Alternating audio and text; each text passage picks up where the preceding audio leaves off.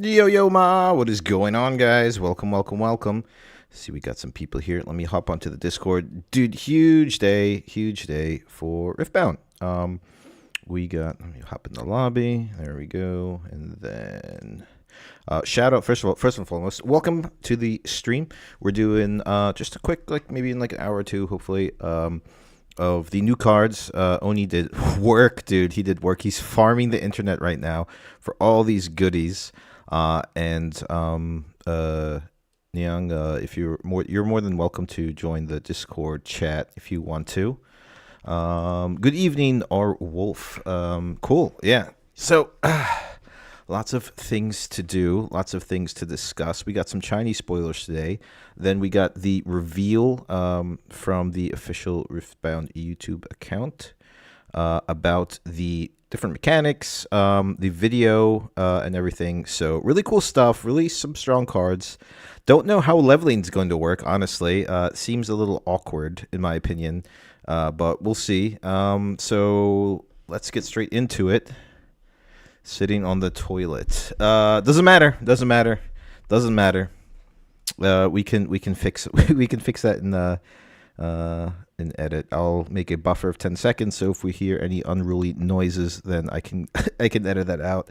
Alrighty, so Oni will be joining us soon. I think he's still farming the internet for some reveals, dude. But we got tons and tons of stuff to talk about. Lots of new cards, lots of new legends. In fact, I believe let's just take a quick look. Let's go down to the legends real quick. All right. So let me see if this is popping down OBS. Let me see if I can move my head a little bit. Well, so Poppy is not revealed yet, so we won't really discuss much about her. It is the new orange and yellow legend. So let me get back into frame. And then we can talk about Jin being pretty much confirmed as the new red and blue legend for Unleashed. Rengar is pretty much surefire for red and orange. We have Pike as the new purple and red legend. Vi, obviously one of the structure decks in red and yellow. Lilia in green and blue. That is an interesting deck that I want to talk about a lot about. Really cool archetype, and she got the best counter in the game, hands down. No discussions needed. It's her signature spell. It's absolutely bonkers. Master Yi is back with green and orange. I thought it was going to be green and yellow. A lot of people were talking about. And then Vex, we don't know yet, but the structure deck is confirmed to be Chaos and Calm. And then Ivern, the good old Ent, if you will, with green and yellow. Then Diana, which is actually pretty strong legend ability, I'm not going to lie, for blue and purple. Then LeBlanc, blue and yellow.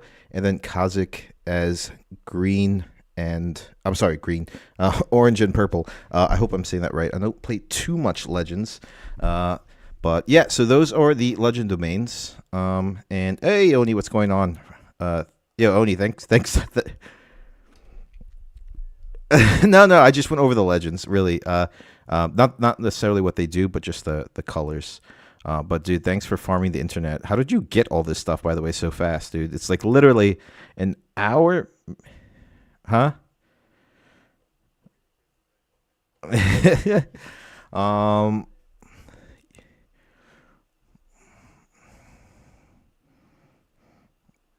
Dude, it never stopped, dude. This is like, yeah, dude, this is actually like a really big dump in terms of what's out there. I don't know if it's because these are some of the cards that some of the creators, that accidentally got leaked or something. But anyway, pretty stoked. A lot of cool things to go over.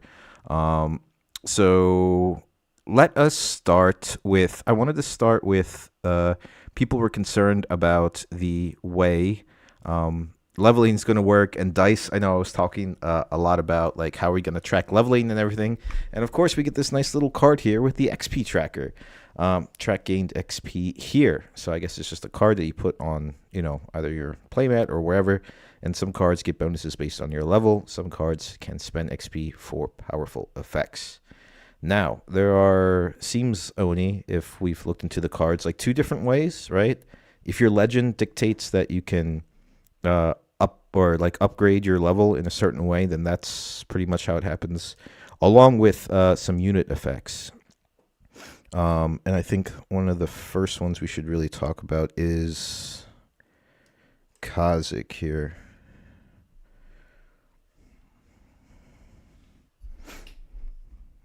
Yeah, it's weird, right? Like it's really interesting mechanic. Magic has like leveling up cards, right? Where you can level them up as well. But here,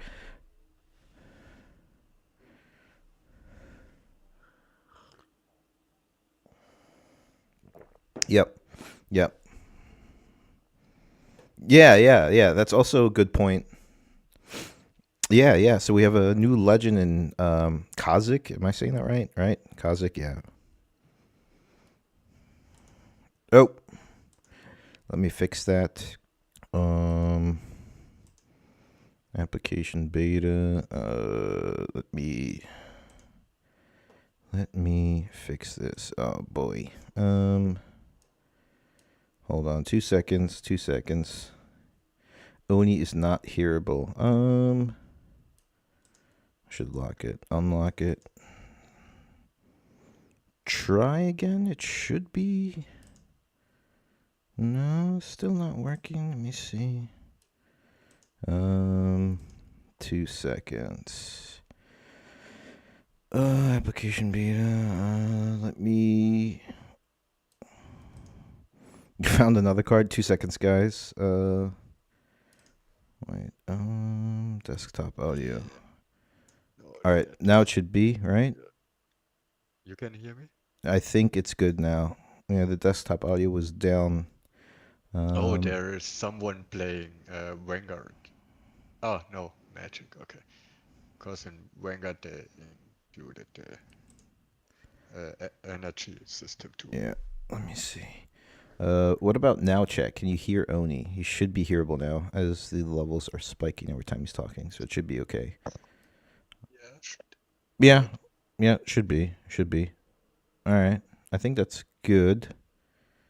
I think it's good. I can actually just turn on my phone. Yeah, yep. Yeah, okay. Yeah, you're good now. Yeah, okay. I heard Okay, myself. Kazik, new legend, orange purple, interesting combination. Very controlly, potential for Aurora. When you win a combat, now this is dictated by the legend, so it's not necessarily as per units. It seems like units level up by conquering or holding, but the legend can level up by winning a combat. Now, spend 1 experience point to buff a unit, or spend 2 to move an exhausted friendly unit from a battlefield to its base. So some versatility, some good things going there. We're gonna have to see the package, signature spell, both champion units, and so forth. I believe we do have the one. One, yes. Yeah, we do have the one. But interesting that you can level up your, I guess, your legend and units in different ways, or track your EXP in different ways. So basically, it's like you can win a combat, you gain experience this way, and if in the deck you have units that gain experience by conquering or holding, then this also upgrades your level tracker, I guess you could say, if that was the best clarification for that. So I think this probably has the most potential in terms of like being able to gain experience, considering it's attached to your legend as well. Depending on how level cards work, what kind we'll see with the rest of the card reveal season. Seems pretty strong if the abilities pop off more so than once. But also, buffing unit is good. Moving is always good. Not reaction speed though, right? So this is played as a normal speed, right? Oni, from what I understand. Yeah. Yes. But the XP you get anyway, it's Oh, shit. like driving for XP. It's like You Draven just for need to XP. win a combat. Yeah, pretty much. Yeah, Yeah, yeah. yeah, and It's you have exactly what it is. more options. I saw only orange so far Mm-hmm. with XP gathering. but it feels like they gonna be way better for XP farming Mm-hmm. so Yeah. far. I mean, it's nice. You can spend 2 XP and have like a how it called pull the unit back for 1 energy gear siren. Yeah, the siren. Yeah, yeah. You have a non-destructible siren. Yeah, yeah. Because Oh, nothing can that's touch legends nice. so far, so that's good.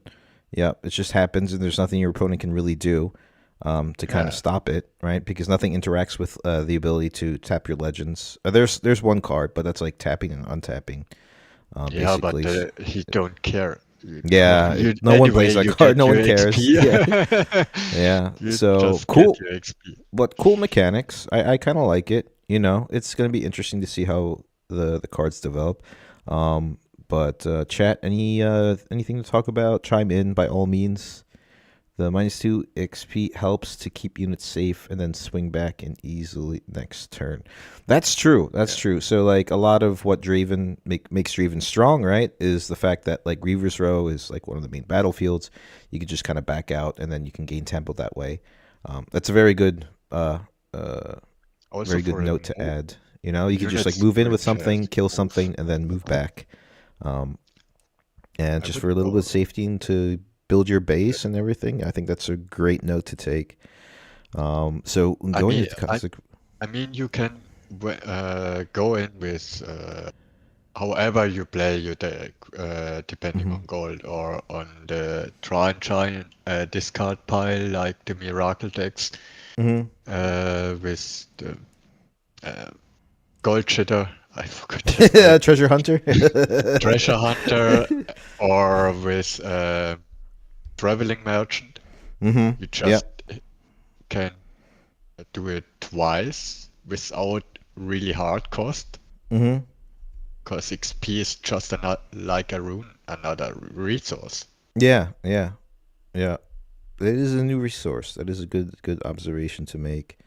And yeah, I'm just thinking of things like, especially with like movement triggers, traveling merchant. Do you ever run Baron in this to do some type of turn 3 discarding, harrowing, playing Baron from trash, nonsense. But the fact that the first XP ability is buff a unit, um, you could easily run this in several different ways. You can put the set orange, right? It's the orange set. You could put orange set in here really easily. And then Yeah. speaking of Kazik, let's move into its champion unit that we found today. Where is that now?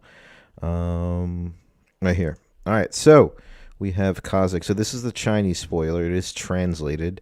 It does have, from what I understand, hunting, which is a new keyword that was We don't see explained, the or hunt. card Huh? in the stream. Or is it just? What? I don't. Ah, no, I see. Yeah. Okay, the stream was just behind. Yeah. Yeah, hunting is the new keyword. Yep. Hunt is a new What is? keyword. And it is. Oh, so we'll talk about the ability first, and we'll go into the rest of the card.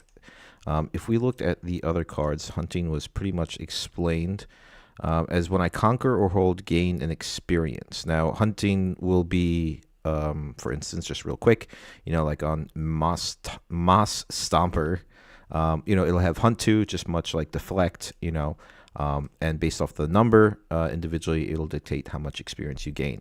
So this is hunting, which is basically 1. So if it conquers or holds, it gains an experience.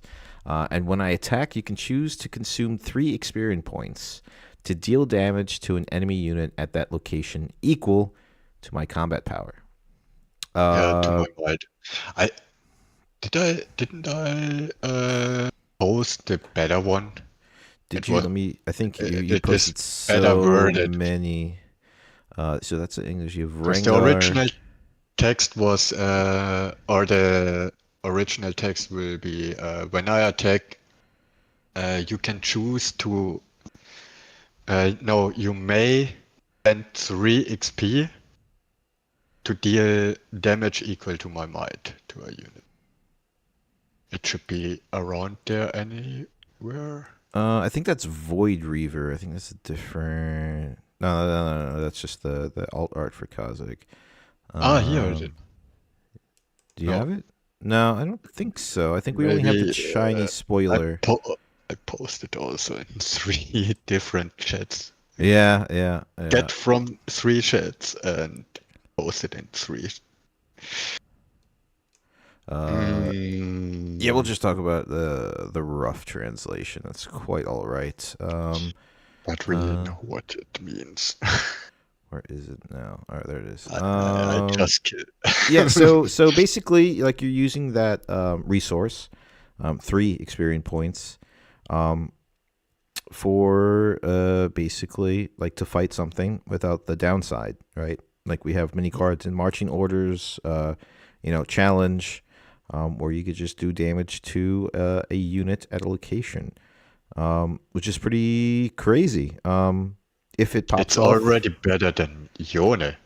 yeah, Just to yeah, tell it. yeah. They basically made a better Yon. Like it's good. Like I'm not gonna say it's a bad card. How often are we gonna get experience points when it comes to holding or conquering? Is gonna be I don't know. I have to do a lot of testing. It's okay. Ride the wind. Yeah, that's true. Yeah, 1, 2 XP. you get 2 experience, and if you win 2 combats, you're up to 4 experience with Kazakh as your legend, right? Yeah. So and you I 2 saw conquerors and 2. already units have hunting 2. Mm-hmm. So if there are more units joining the game with hunting 2 in purple or orange, Yeah. then you get just, easy Yeah. to I think green points needs a lot of in. help with hunting because of the new Yi champion unit, which is just kind of bonkers and ridiculous. I don't know if it's good or not. Honestly, we'll talk about that in a second. But yeah, I mean, everything about this card is better than Yon, right? That we have already, and it is a better version of Challenge on a stick, basically. Yeah.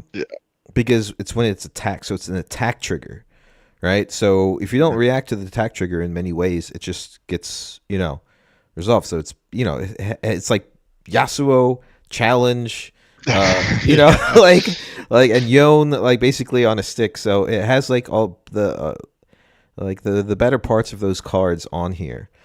Yes, it expends the resource, but that's why it's there, And there's really no so far like downside of like losing experience if you're popping off with abilities, Not right? in this color combination, I saw. I don't think so. Yeah, not in this color combination.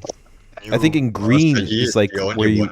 Yeah, I think in green you kind of want to build as much and kind of have like the static effect, approaching your cards or like affecting your cards rather. But we will see. Mm-hmm. I think we should go one after another. Yeah, Otherwise, yeah. it's overwhelming everyone. Yeah. So that's Kazakh. We talked about that. Let's go back up here. We'll talk about the Azure carved golem. So this is obviously a rough translation from Chinese, which is really interesting because they have completely different wording on the cards. Hold firm is tank 2. Now this is actually a really interesting ability. So it's the hold effects trigger an additional time when you hold. And its own hold effect is you gain this effect at the start of the next turn phase. The hold effect triggers an additional time when you hold a position. When I hold, you gain this effect at the start of the next main phase. So basically, double up on hold. So obviously, if people are thinking about Ari, right? And also, there was a little mistranslation that you gain a power when you hold here. So if you see on the left side, there is a power. I checked on the Riftbound community Discord, and it says when this Azure carved golem holds, you gain a power, but because it affects trigger twice, you gain 2 power on your turn. So essentially, when this holds, you gain 2 power, and you can use it as you will. Pretty good. Not gonna lie, that's pretty interesting. I mean, it goes up to 6 because that's tank 2, and yeah, I don't know. Like Holdex in Spirit Forge, Like Ari didn't really see much play, honestly, but maybe this will be something good. You get 2 points from just green Ari. I'm trying to think of what other hold effects are available. If Also, you have a world atlas attached to this uh, bad boy, not only does it go to 8 because of the +2 from world atlas, but you shit out 4 gold, which is pretty insane, I guess you could say. And then +2 power, so you have the ability to next turn, have the 4 power, and then you have 2 power that turn. So a lot of things to help mitigate your rune economy. Gonna have to look at more cards. Maybe we have some more hold effects. But I Oni, what know else is what else comes to your mind in terms of like, popping off with this one card? for sure. This and another card we come later makes Ari for sure better to play this set because alone the hold effect and you have a 6 might unit on defense and you can give it tank.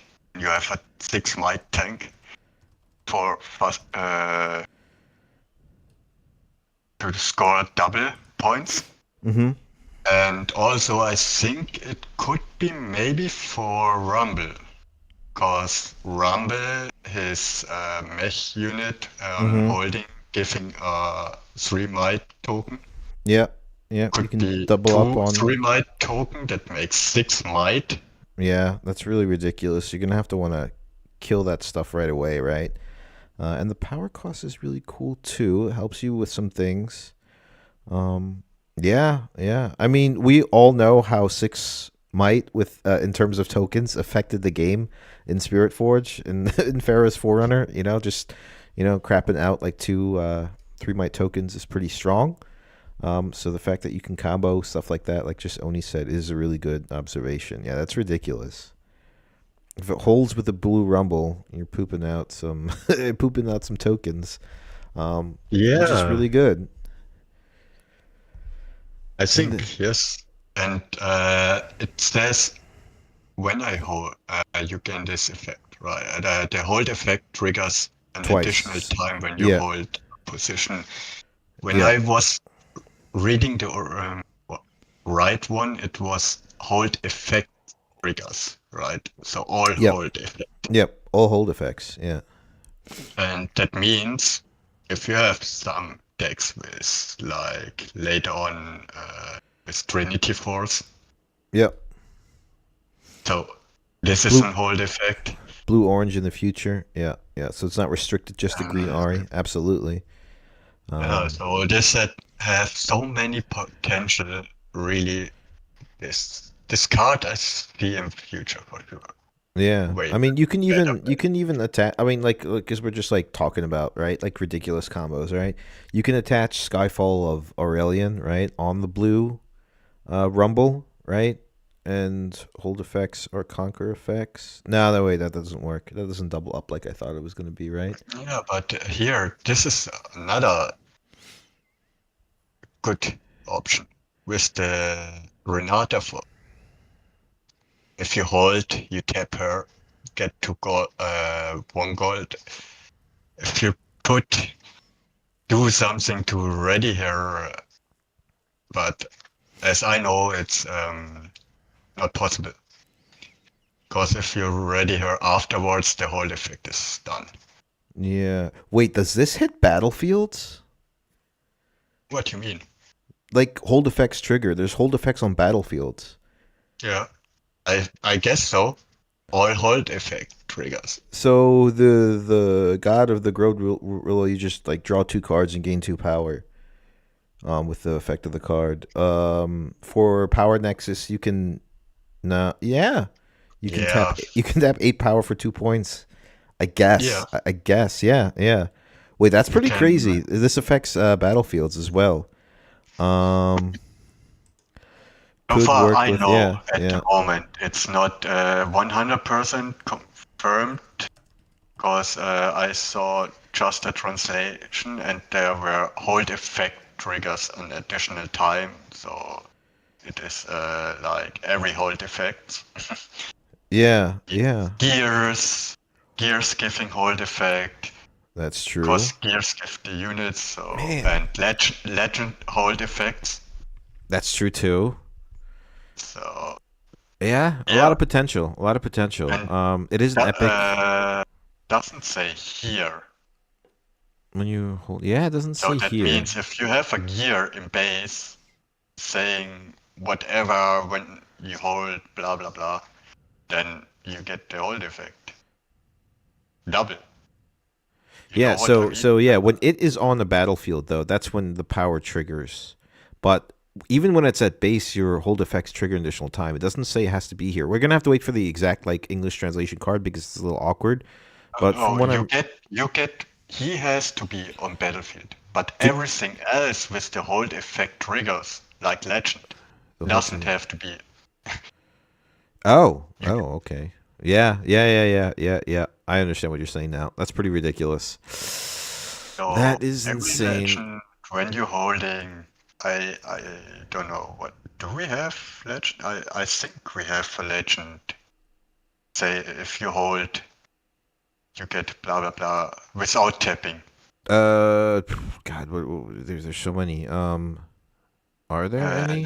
Let me check. I thought we had something when you hold. Was it? I think it's only Renata. I think Renata's the only one that actually holds. I don't know, chat. What do you guys think? Does anything come to mind in terms of legend and holding abilities? I'm just checking really quick. When early hold, you may exhaust me. Yes, that's that. It doesn't work. Oh no, the other stuff was Rexa, not. No, then it was a unit I want. Oh, okay. Yeah. It's generally units, and I think Baroness is the only one. But yeah, this cool unit card. is actually cool, because when it hold, this unit, I mean, when you hold, you can grab a gear or a unit from your trash back to hand, and it's green. Oh, that's the 6/6, right? Yeah, 6 yes. energy, 6 power, yeah, from Spirit With this, Force. you get 2. Yeah. That's cool. Yeah, it's good for Ari because like then that kind of like changes the way you build decks though, because if you can pop off with stuff like that, then you can like have more coverage when it comes to deck building because you can just always recur your cards from your trash that way. Of course, you have to defend with that unit, blah blah blah, but still like interesting concept. In terms of holding, I like that card. I like the card. I think we're gonna have to see what else hold effects are in the future, but it's pretty strong. Tank 2 is relevant. Goes up to 6 might, and for 4 and a power with a really strong ability and Tank 2, it's fair. I think it's like really good. Powerful card. Can't trigger 2 times because you can't exhaust Game Barons twice. Oh, true. Yeah. You can only do that once. That is very, very true. Let's get moving along. Oh, God. I'm terrible at this. So we have a new kind of just like normal unit, Noxus, right? Orange. I think one of the first orange Noxus units, I believe. 3 for 3 with Hunt. When I conquer or hold, gain 1 experience. And when you can spend 2 experience, buff me. Yeah, sure. Why not? Yeah, this is... nice unit for 3. Yeah. 3 with some upside, can get bigger. Really good for set. You spend, when you get 2 experience, you can buff it. You can spend that buff to, Call to Glory stuff. It's always nice. It's always nice to have another unit that produces a buff, right? Because, set, because Call to Glory. And yeah, it's not bad. I think it's a pretty like decent card. I don't think it's anything crazy. For XP decks, it's for sure one good unit. Mm-hmm. Yeah, like you put this in Kazik, right? 2-drop, I think it is more worth to play the 2-drop instead of a 3-drop. Mm-hmm. Yeah. I think you kind of like put this in Kazik so far, like from what we've known. A 3 for 3, if you're going second, you play this. You can start doing things with it, gain some experience. And yeah, it's not terrible.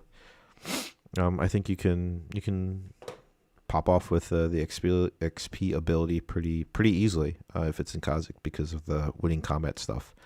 And yeah, I don't think there's not much more to talk about this card other than it's like pretty decent, you know.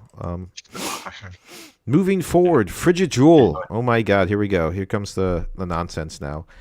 It is a gear, 2 energy. When you draw your second card each turn, give a friendly unit +2 this turn. So, how do we feel about this card? I don't understand why they're bringing a blue card buffing a unit. It's so weird, right? Out of the box. Yeah, it's not what blue does generally, right?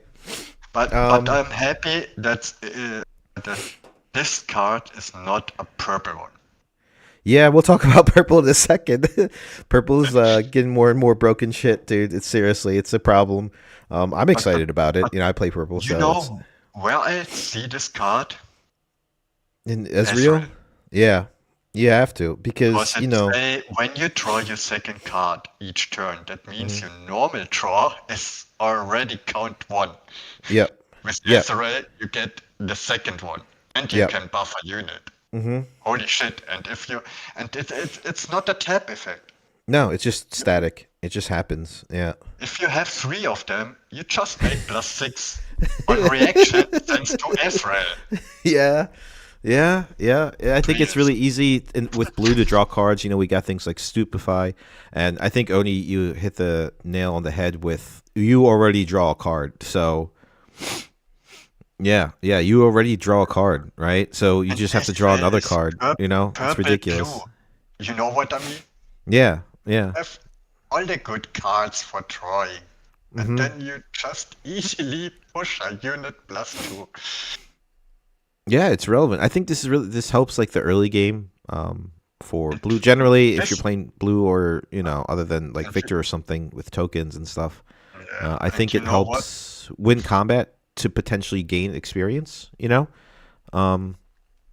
Conquer, you know? I don't think it's terrible. I think it's really good. And you know, this card is the reason where I came to the point you have to ban Call Shot. You have to ban Call Shot? It's a draw card. Yeah. Let's say draw this card. Draw one. Yeah, and then, you know, with your Ezreal becomes a... Yeah. Ezreal, so you're pushing units really hard. Yeah. In a deck already really crazy good. Yeah, and the fact that, you know, you can, like, give, like, especially in purple blue, like, there's not many, like, crazy buffing stuff, actually any buffing stuff, really. But, you know, if you put +2 on a Vex, you know, a 7-Might Vex is a problem, right? And it can get over a lot of stuff because then you start popping off with your Frigid Touches and your other stuff and your Stupefies, and, you know, you start deleting things off the board. I think it's good for that deck specifically. Can you imagine you play just a Stupefy to get +2 and -1 on the enemy, so you make a difference of 3 might. Yeah, I think it's a gear that you're gonna want to get rid of. I think people initially, when it, you know, gets like played or anything, they're like, okay, whatever, it's not a big deal. But I mean, that's every turn. You know, you have an ability to give something for +2 without spending anything. You know, other than the card draw itself. Bad, but 2 of them, fuck. Yeah, 2 of them is a problem. You know. Yeah, I think it's a lot stronger than what people think. But yeah, crazy. A really interesting card. Let's see what chat has to say. Blue draw payoff. Yeah, exactly. Yeah. So yeah, you just have a plus, you know? Like if you're drawing your deck, then you just play this card, really, you know? You know, why not? You can give something +2 if you're going to be drawing stuff anyway. Absolutely. I guarantee you this gonna be in Ezreal decks. For sure. 1000% sure. Yeah, and Diana. Absolutely. Yeah. Because Diana is next level. Alrighty. Moving over to the... Yeah, Diana. Yeah, that hits Diana pretty well too, but right? we see. Moving over to the next card, a new 2-drop, which is really cool for orange. Comes from Mount Targan and Yordle. The tags are going to be very important this coming set. It has Hunt, so when it conquers or holds, you gain experience. And when it reaches, is that level 8 or level 6? Level 6. Level 6. I have +1. Sure. You know, like it produces experience. That's like one of the things that you have to like realize about some of the cards. Like if you're gonna run an experience based deck, you're gonna need things with Hunt on it, because you just don't initially get experience just for conquering unless the card dictates that it has Hunt on it. So that's really important. I think 2 of them is better than one of the other 3 energy unit. The crowd favorite, yeah. Yeah. Yeah, it fills the two drop spot very well, right? That's what we want, right? You generally want between 6 and 9 2-drops in your deck if you're running any type of mid range, or really, for the most part, between 6 or 9 2-drops. And this fills the spot for Kha'Zix pretty well, considering it wants to run with some experience, some Hunt cards. And the +1 is sure, like whatever, it's +1. You punch first it, and it's an 8 unit, so that's an issue. Why I think it's better for Yi is we have Swellsonger. And it counts for the Hunt. So you get double points. Oh, Spellsonger, I forgot about. Yeah, so yeah, it'll get Hunt 2. Right? And then things with Hunt 2 will get Hunt 4, correct? Because it doubles the effect of the text of the card. That's insane. Yeah. So this is for E as well, absolutely. And level 6, it just gets +1. But the thing is, like, if you use your experience points and drop your level, it loses it too. But, that's just the way the mechanic works so far, it seems like. I don't think there's really much to say about this card. It just gets put into things. The draw 2 hidden card for opponent's turn. You're talking about consult the past. Yeah, just reveal consult the past, and then you just +2 something. That's also a really good observation. Pretty cool card. We'll have to see. So we're going down the list. All right, so before we talk about the signature spell, let's talk about a new legend, LeBlanc. Deceiver, new blue-yellow. When you conquer or hold. Oh, right, there you go. There's another conquer or hold thing. But I don't think you may discard 1. LeBlanc. You may discard 1 and exhaust me to play a ready reflection unit token there. It becomes a copy of another unit there. Give it temporary.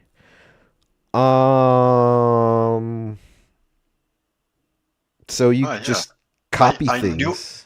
I knew there was a unit, a legend. I was considering LeBlanc for the Titan we had earlier. Yeah. You get 2 of the reflection unit tokens. That's pretty ridiculous. Yeah, you get 2. Yeah, you're right, with the Azure Golem, right? So you get 2 reflection tokens. Then you play Yellow Renata, and then you can just kind of fight off your opponent's stuff with the units and kill. Why? You don't need Yellow Renata. It already is ready. Is it ready? Yeah. Exhaust me to play a ready reflection unit. Oh, Jesus, I didn't even see that. Oh my god, dude. A copy of another unit. The token is in the spoiler too. The token... Yeah, we'll go into the token, yeah. It's not with when you play me effect. Only so honestly... No Bryn here, so it's not you copy Bryn here and the Bryn here shuts down the enemy spells. It's not gonna happen because you don't get the when you play me effect. This is crazy. Do you know why? Because this opens the possibility of playing different color cards in blue and yellow. And I think anything that overextends their color boundaries, right, it becomes like super super strong. So we have combos now with blue and yellow, depending on how the meta develops, to play other colored cards. I think this makes Baron Nashor weaker, right?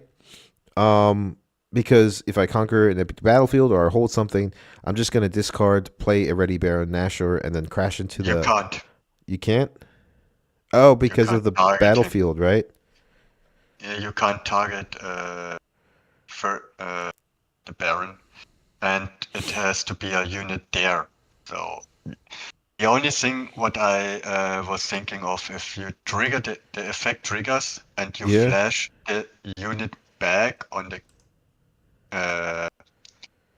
on conquer effect, then maybe it counts like you have the unit in base and you can copy a unit in your base, but on battlefield, yeah, you can just copy Oh, the unit on the okay. battlefield. For Yeah, example, but if the you thing is, conquer, you you could can copy still the. crash into Baron Nashor. Yeah, if you have a unit on the battlefield with skanking, for example, it comes Well, ready on the battlefield. the battlefield that Baron Nashor produces is that any unit can move there from anywhere. Yeah, You know, so yeah, that's also right. Yeah, yeah. So like, I think this like kind of like, if you're running LeBlanc, then you just play. But anyway, like besides the Baron Nashor nonsense, like it's still really good. It's a really strong legend ability. If there's yeah, anything that's really annoying, you know, and it doesn't matter where you spawn the unit, right? You're right. to play a But ready reflection unit token there. So wherever you're holding or wherever you're conquering, and it becomes a copy of another unit there. Give it yeah, temporary. So I think it talks about where you conquer or where you hold. yes, and if you conquer or hold, there's no other units beside your own units. Mm-hmm. So And then only and then what you do is, let's just say, I mean, there's so many things you could do. Let's just say you give the temporary token, right? Or you have the temporary token. Let's just say it's a mind splitter, right? You use death grasp, death grip, right? The 2 energy from Spirit Forge where you kill one of your units and you give another unit its might. yeah. That's something that, like, in terms of combos to talk about. Just like other thing, you can move them around. I'm trying to figure out what's the benefit of these reflection tokens, because it has to be where you conquered or where you held. Windswept Hillock is like not an issue then, you could just gank over from Windswept Hillock.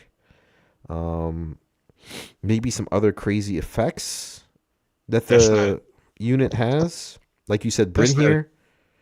No, Death Bryn Knell? here is not working because you don't get the when you play me effect. But Death Knell, You don't get the if play it effect? dies, no, the token tells you you don't get the when you play me effect. All right, And it's let's move to the confirmed. reflection token because that's really really important. We have the reflection token here. Oh, it can't get the play effects. Okay. But you get Death Knell, for example. Yeah, you get the death knell effects. Maybe you Or get some other effects. Yeah, could you imagine you just have a harness dragon, you move in, Yeah. you copy the harness dragon, you kill another stuff. Yeah, the harness dragon would be too. yeah, okay. I mean, that's really good. Like, I guess it really balances like the legend, right? Because I mean, you just have to discard a card in order to basically. Yeah, okay. I mean, that's fair because discarding a card and getting the play effect of something ridiculous like harness dragon is just so unbalanced. I guess they had to be like, yeah, no play effects, but death knells work, right? Yeah. What other effects are really good? Any tap effects, static effects, I guess, kind of works. If it's a Draven, well, you can't actually use the Draven ability because you don't have red runes, but you have gold. We don't have to go just for killing or bringing enemy units down. You can just copy a bird with Death Knell and get another rune. Yeah. So it's very situational. Temporary. And it's kind of like one of those things where you can just kind of, I don't know, if you just need might on the board, and like I said, you death grip it or death. Well, is it death grip? Yeah, death grip. Yeah, that's script. Or you target it with Hidden Blade and you draw 2 cards, after, without killing anything of your own. A lot of potential. Let's look at the signature spell then. Mirror Image. It's way better, in my Yeah. opinion. It's so crazy good. 3 this energy, card. 2 power, blue or yellow, multicolored as the power cost. Choose a unit, play a ready reflection unit token to your base. It becomes a copy of that unit, give it temporary. So yeah, basically, Can you just read the first sentence? choose a unit. Play a ready reflection unit token to your base. Yep. It's everywhere. You Yep. can choose any unit on the board. Yep. Mm-hmm. That means if you play against Aurora decks and they have a Volibear with 12 might, you Yep. just get also a 12 might Volibear. Yep. Yep.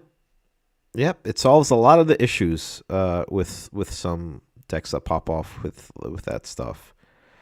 Big dudes, hits Mundo, anything ridiculous, anything annoying that they kind of like ramped up to, Yeah, and you Mundo. just can't get over. And 3 energy, 2 power is a really good safe thing. It gets away from Defy, right? By 3 energy, if you're playing this card, you can probably play for a hard bargain cost or 2, depending when you play this. Obviously, not so fast is annoying, you but Yeah, you can hit it with not so far. But Yeah. I think this is one of the card maybe you want also to hit with Mystical Reversal.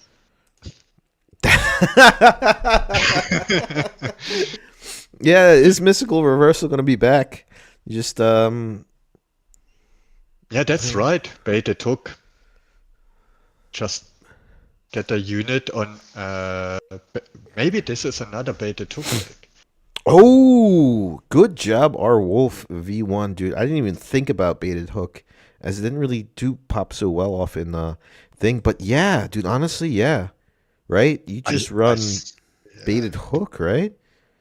You get the best. yeah, but that's like a little awkward though, because like with baited hook, the curve has to be so specific, and you can only control the curve based off what units you put in the deck, so you can kind of cascade. But like I guess also like it does make sense, especially for the hold ability for here. Yeah. But if it's at like awkward mites, like if something is at 9 might, then well, you can do anything under it really too, right? That brings me to a good combo with the Spectral Maiden. You just discard something you can hit with the Spectral Maiden. Yeah, just and kill it with hook. Yeah. And then the hook- card that you discarded, you play. If it hits spectral, yeah. I think this You is get really it good. back. I think you're right. I think you're right, Wolf. I think you're absolutely right. Sack tokens, sack their creatures. But I think this is gonna be the best baited hook version. So Because you true. don't lose really much. Yeah, you don't use your units. You can cascade by sacrificing the tokens of units, and if there's any type of benefit from having those units like death knell triggers and so forth and whatever, you can even get experience if there's some experience cards coming out for blue and yellow, in terms of if the if their card has hunt or something or whatever. You can't copy Baron because it can't choose it. Does this have to choose a unit? Which you have to. What do you mean? No, the legend ability, because Baron can't be chosen by spells or abilities. Unit token. I think yes, you have to choose the unit. Let us read. When you conquer hold, you may discard 1 exhaust me to play a ready reflection unit there. It becomes a copy of another unit. I think it's gonna be. So this is only your units then. It has to be, because you can't. You can't Yeah, copy planet. you can't copy. Any Yeah, other but units. you anyways.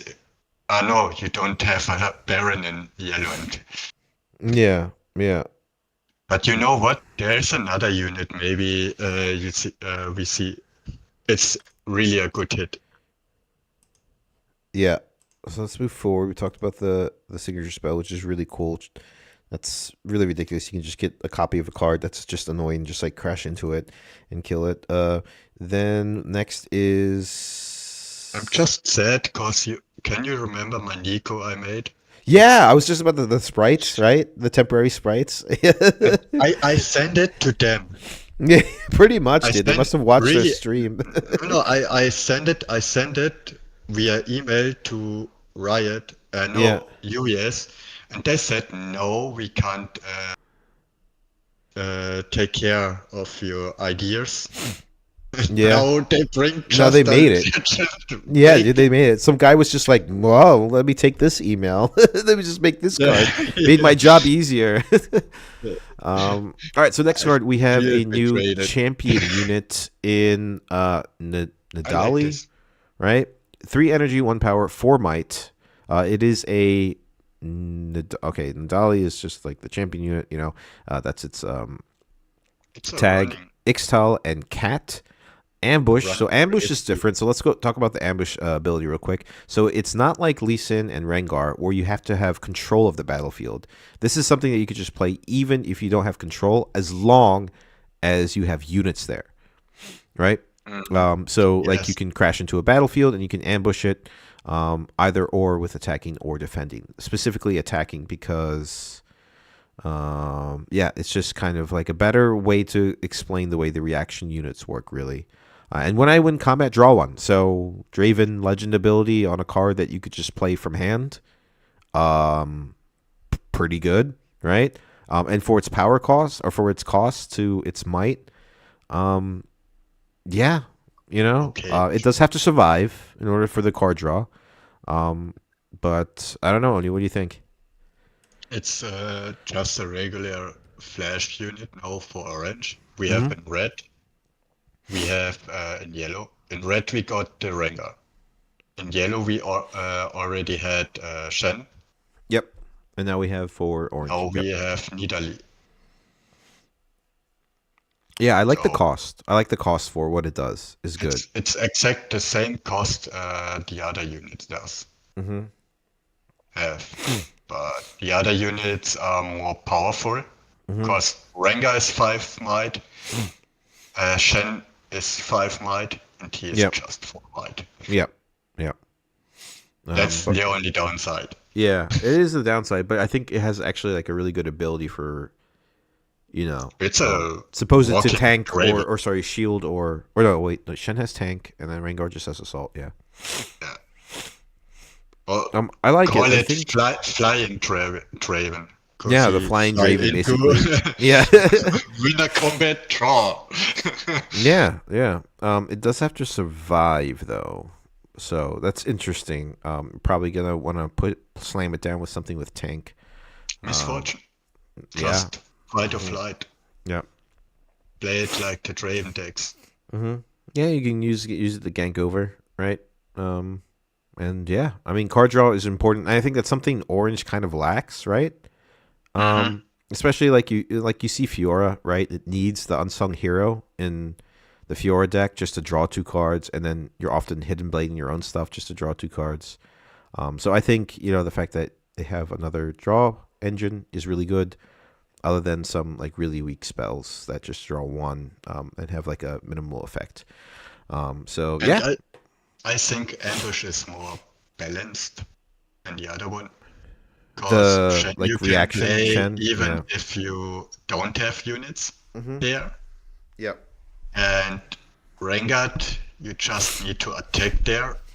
And if the unit is dying, you still can play him. Yeah, absolutely. Yep, yep. If I remember right, because you already attacked into this battlefield, so Mm-hmm. it's a combat and you can flash in to a combat, right? It was You can even make some crazy like you can put like orange yellow like if there's because I and think here you Rengar. really have to test units. Say it That's, again. For ambush, you really have to push a control unit or have units. Yeah. You play as a reaction to a battlefield where you have units. So you But move I in. like the flexibility. Like the what? The flexibility. Oh yeah, for sure. Yeah, I think Shen was limited because you have to control it, right? So you really have to be holding there, in order for Trigger you to or actually before play it attack. like at its thing. And I think this just opens up the game a little bit more. It's a shame they didn't have this to begin with, honestly, as a mechanic. But I understand what they're doing with this for this Yeah, set. it would so. be nice, yes. But I like also to have one for the defense flashed and one One for for the attacking, and attacking one for flash. combat tricks, stuffy Ah, things. yes, Yeah. green. Yeah. Right, yeah. we have a green one, and I like it. Oh god, yeah, we'll talk about that in a second. Actually, let's move over. Jana. I mean, Jana. We have Yeah. already Jana in Oh yeah, for green. green. That's right. Reaction unit. That is right. Ambush is gonna But I like definitely it. be I fun. like Yeah, it. I think ambush is gonna be cool because it's just gonna be like, all right, is something bad gonna happen? But I mean, you can always just look at your opponent's runes. All right, before we get into the best counter in the game, let's talk about the legend. What I want to mention is Yeah. ambush is really good in this situation with all the removal and combat tricks. You Yeah. can now really keep the game alive and Yep. have a chance to come back. Yeah, I think that's a really good point. Like, fight or flight, right? There's a problem. Even though I play Draven and I love fight or flight, but I agree. Like, it's kind of like ridiculous, right? It's just like, oh well, I just lose because you can just fight or flight me out and then you win. Whereas if they play fight or flight, even at reaction speed, then you can just ambush and you still have a unit there. And there's possibilities that you can shut down their fight or flight now, like you have a chance now to actually fight against cards like that. And overzealous fans defend trigger and stuff like that, so that's really, really good. I think it. But also against the winner combat. Yeah, for sure. Yeah, against like Draven's win a combat stuff for card draw, So yeah, this hurts purple cards, which I think is, even though like I said, like I play purple, like I think it's really healthy for the game because I think purple is dominating. It hurts the Origins cards quite a bit. And yeah, I think it just makes the game a little more exciting too, right? Because like ambush, you're gonna have to, you have to kind of have to think a little bit more. It's like, okay, they have 3 runes open. Like this is a possibility. Like, do I move in, or is this combat? Do I save something for when they move in with their, whatever might unit? Are they going to ambush me? Do I have enough to win that combat? I think it's quite healthy for the game. I think it makes it more fun, and just like a really cool ability that the fact that its reaction is really important. Stacks on defend triggers, stacks on attack triggers, stacks on hidden cards, and yeah, just all around good and fair. Healthy for the game. Also not countable. I like the other ambush orange card. Yeah, we'll talk about that in a second. Bad treatment, no worries. And you can't counter it exactly. Yeah, you just don't shut down abilities. Obviously, like rebuke is still. Actually, no, you can't even play rebuke. Yeah, because it's action speed. It can't be rebuked either. Yeah, but even if I rebuke it afterwards, if the opponent has still the. Well, yeah, if it resolves, right? Yeah, then of course you can rebuke it, but like not on the chain. But yeah, so that resolves, blah blah blah. You can still rebuke it, but still, like it hurts purple a little bit. I just draw cards to make +2. Yeah, exactly, right. With the gem. All right, so I really want to talk about something that I probably will play so far in this set, I think. So let's talk about the legend first before we go into the best counter spell in the game. Let's talk about our new legend, Lilia, green and blue, calm and mind. A new legend, Bashful Bloom, 4 energy. My God. However, you tap it to play a ready 3 sprite unit token with temporary. This ability costs 1 less for each friendly unit with temporary. The sprite grandmother is here. It is no longer sprite mama. Buy those It's sprite it's a mothers. permanent with Sprite Mother. The sprite, yeah. Awesome, cool. Another token deck. Ready tokens. We all saw in Origins how strong Sprite Mother was, right? Really good. For 4 energy, you get to play it with your legend. I think it's a little costly. However, it's kind of fair because it is a ready unit. You know, ready units are like kind of a thing where you can gain a lot of tempo that way. And the fact that it gets a cost reduction is really, really cool. So the initial cost is like, I think, a little, whatever. But what other temporary units do we have that affect this for the cost reduction? We Sprite have Mother, Sprite Call. Sprite Mother, Sprite Call to make some tokens. Obviously, in the set, I'm pretty sure we're going to see some things. But right? The problem is you pay 3 for the Sprite Call. Mm-hmm. And then you get only a discount of 1. Yeah. So you pay much Sprite Call into. Mm-hmm. But if you play a Sprite Call hidden, and maybe this deck can consider Banditry. Yep. To have 2 hidden Sprite Call, and then you get for only 2 power. Yeah, I think there's going to be some temporary cards coming out in blue and green. They have to, otherwise this legend just doesn't pop off, right? And no one plays it. Yeah, it has to have. It's hard to play for. Yep. And then this ability costs 1 for each friendly unit with temporary. If there's ways to give your units temporary, doesn't necessarily say it's a token that has to be temporary. Sprite Tribal token. We'll see. Only Sprite Mother is something I consider, that you have Sprite Mother. I think it's the only temporary stuff, right? There's nothing else other than the best one at the moment, I would say, because you have 2 units, and then it costs only 3 tap, and you can play another 3 white unit and can conquer 2 battlefields.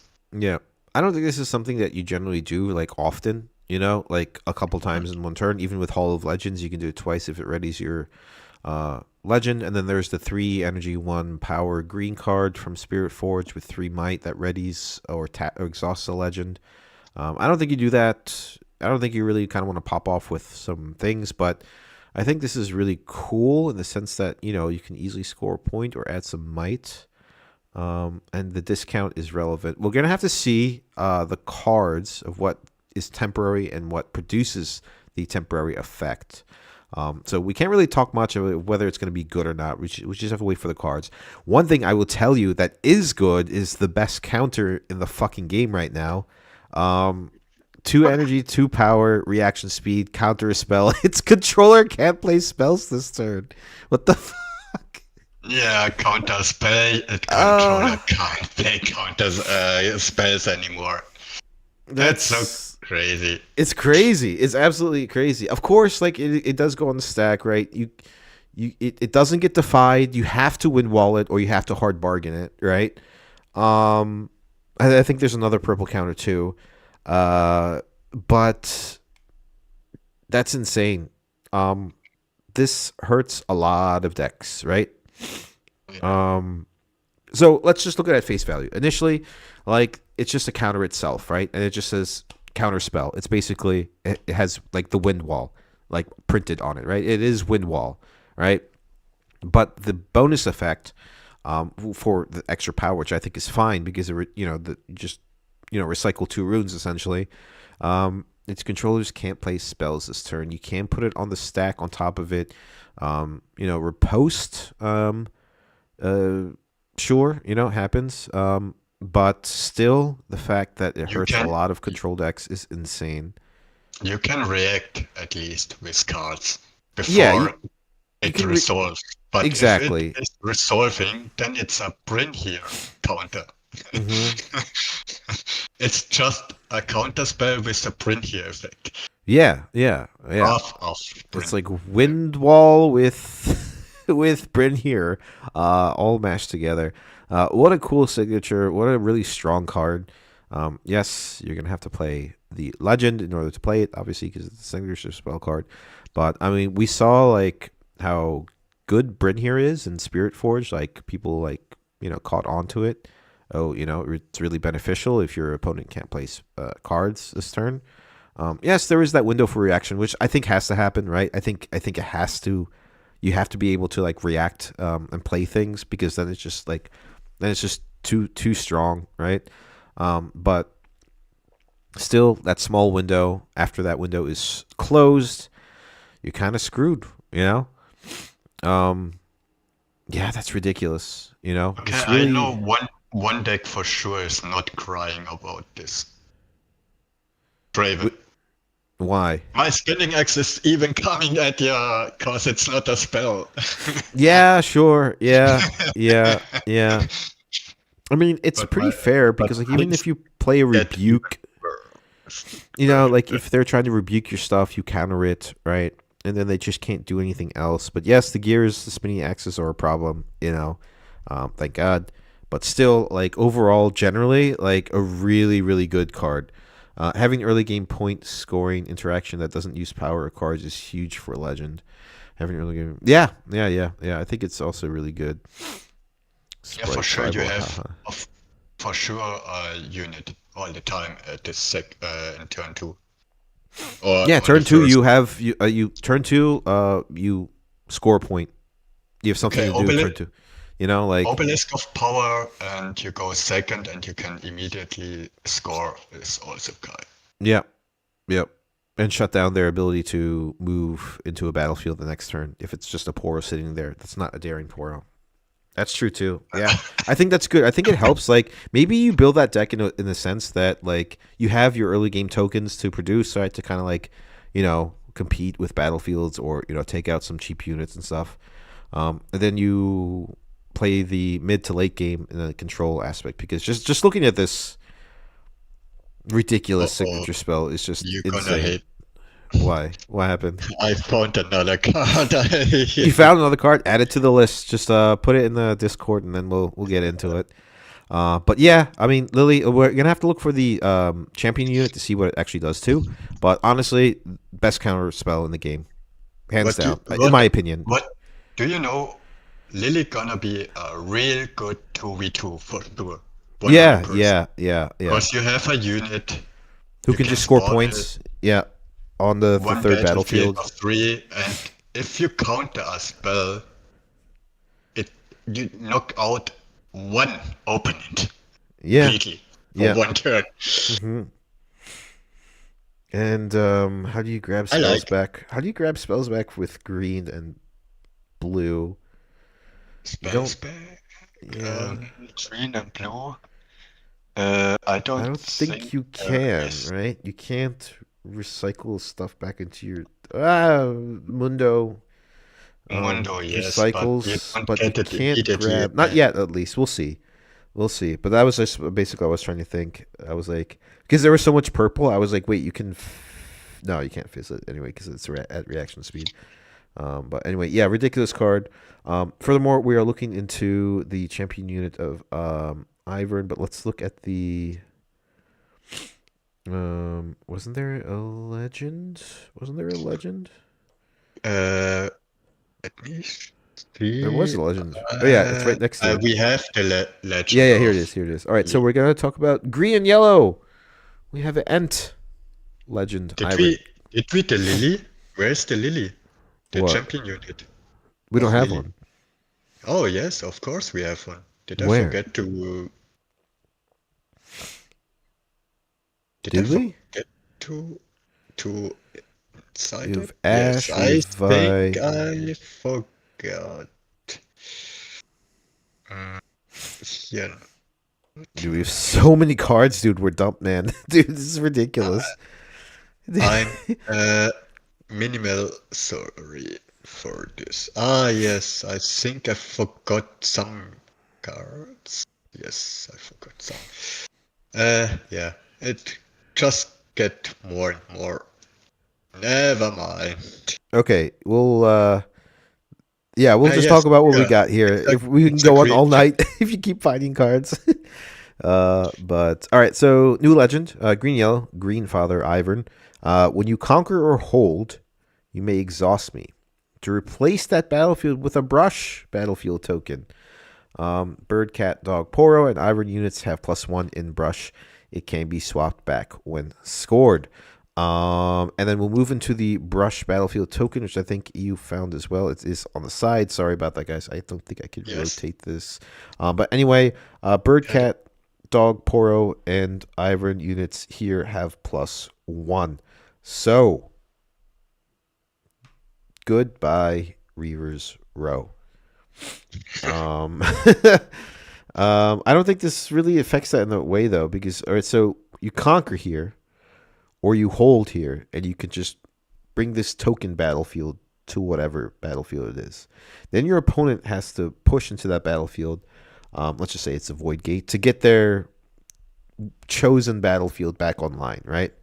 And also it has a static effect where bird, cat, dog, Poro, and Ivern units here have +1. So, we're looking at the Poros first off.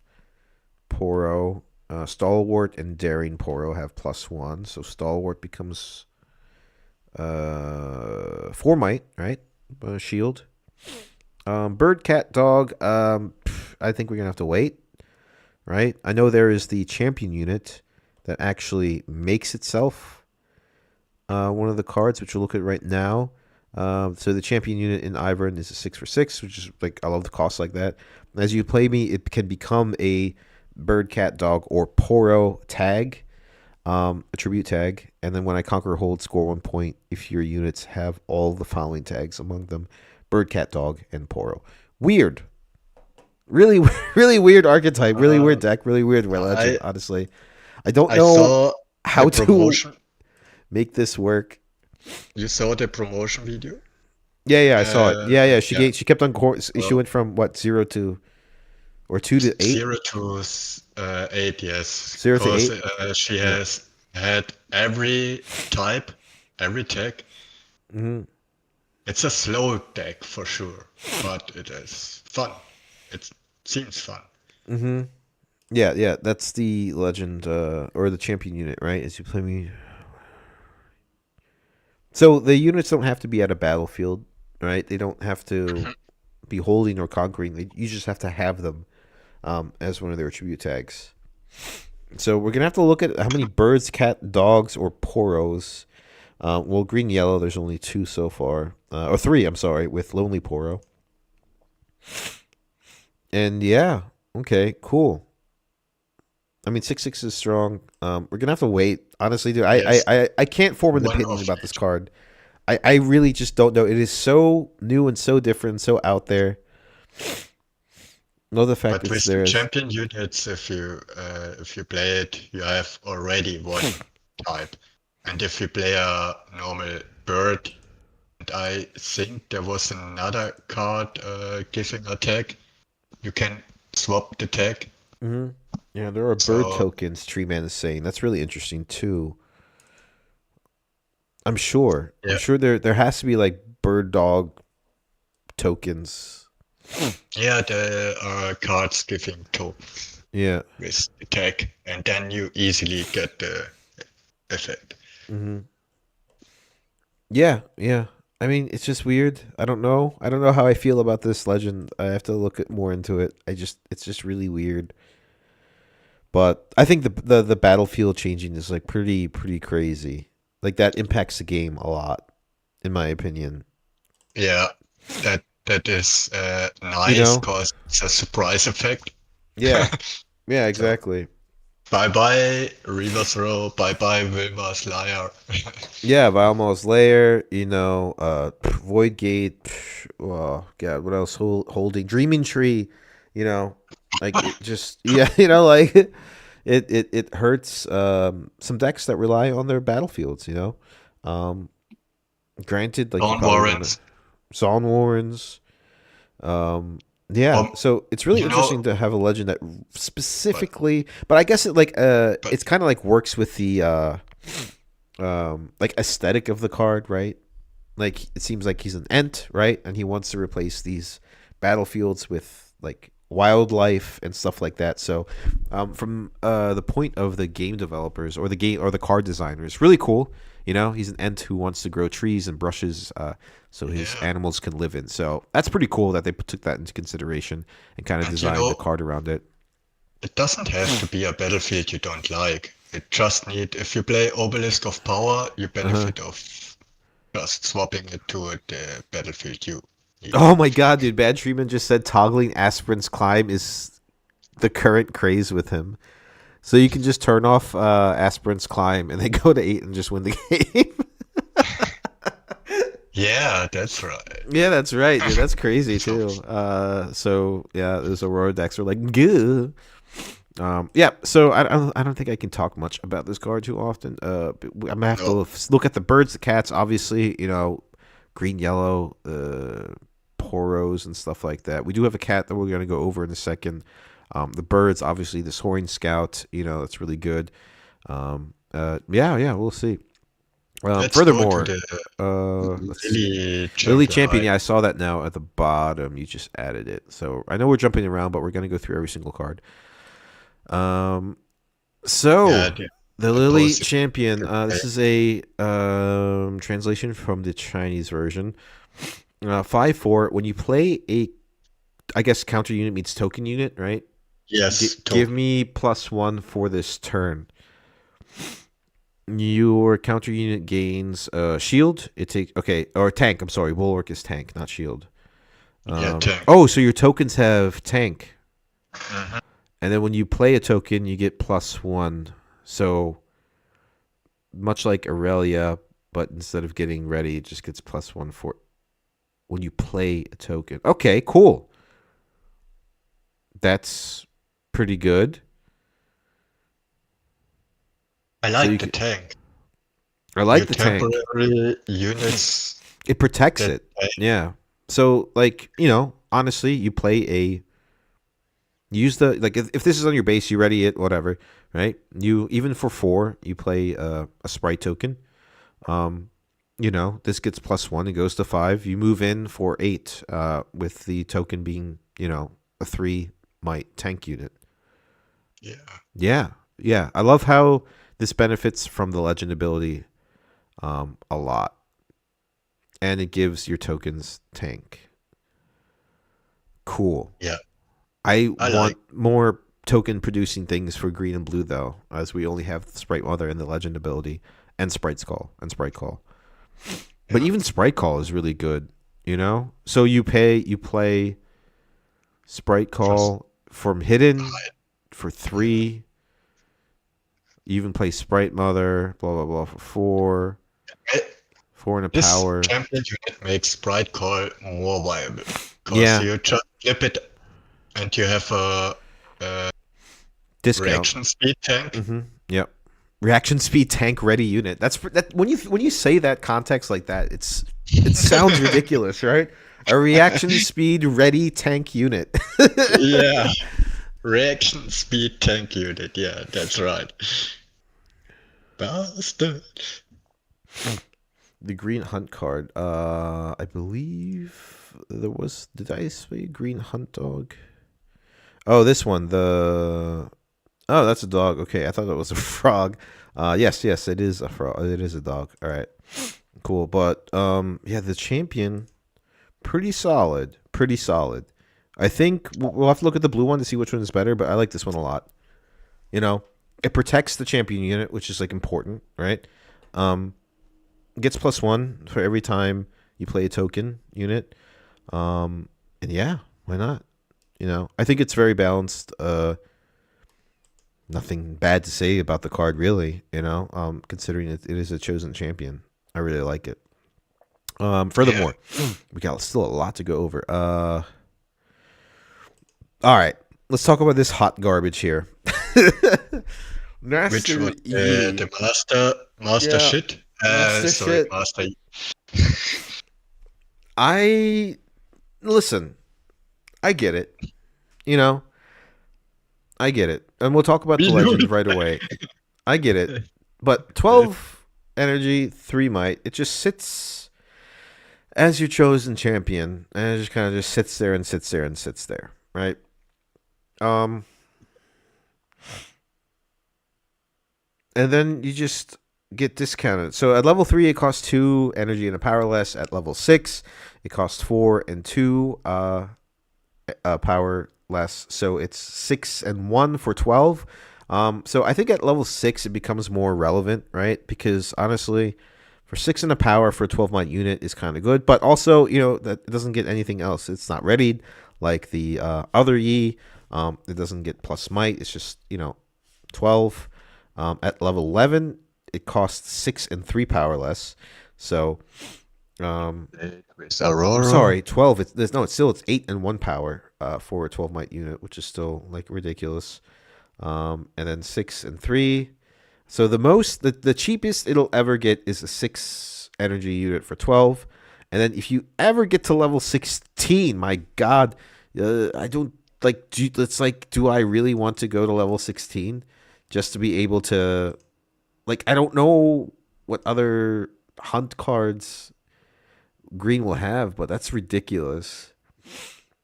I think Level most 16, people play dude. it just with Aurora. And That's what I was just about to 12 say, might. dude.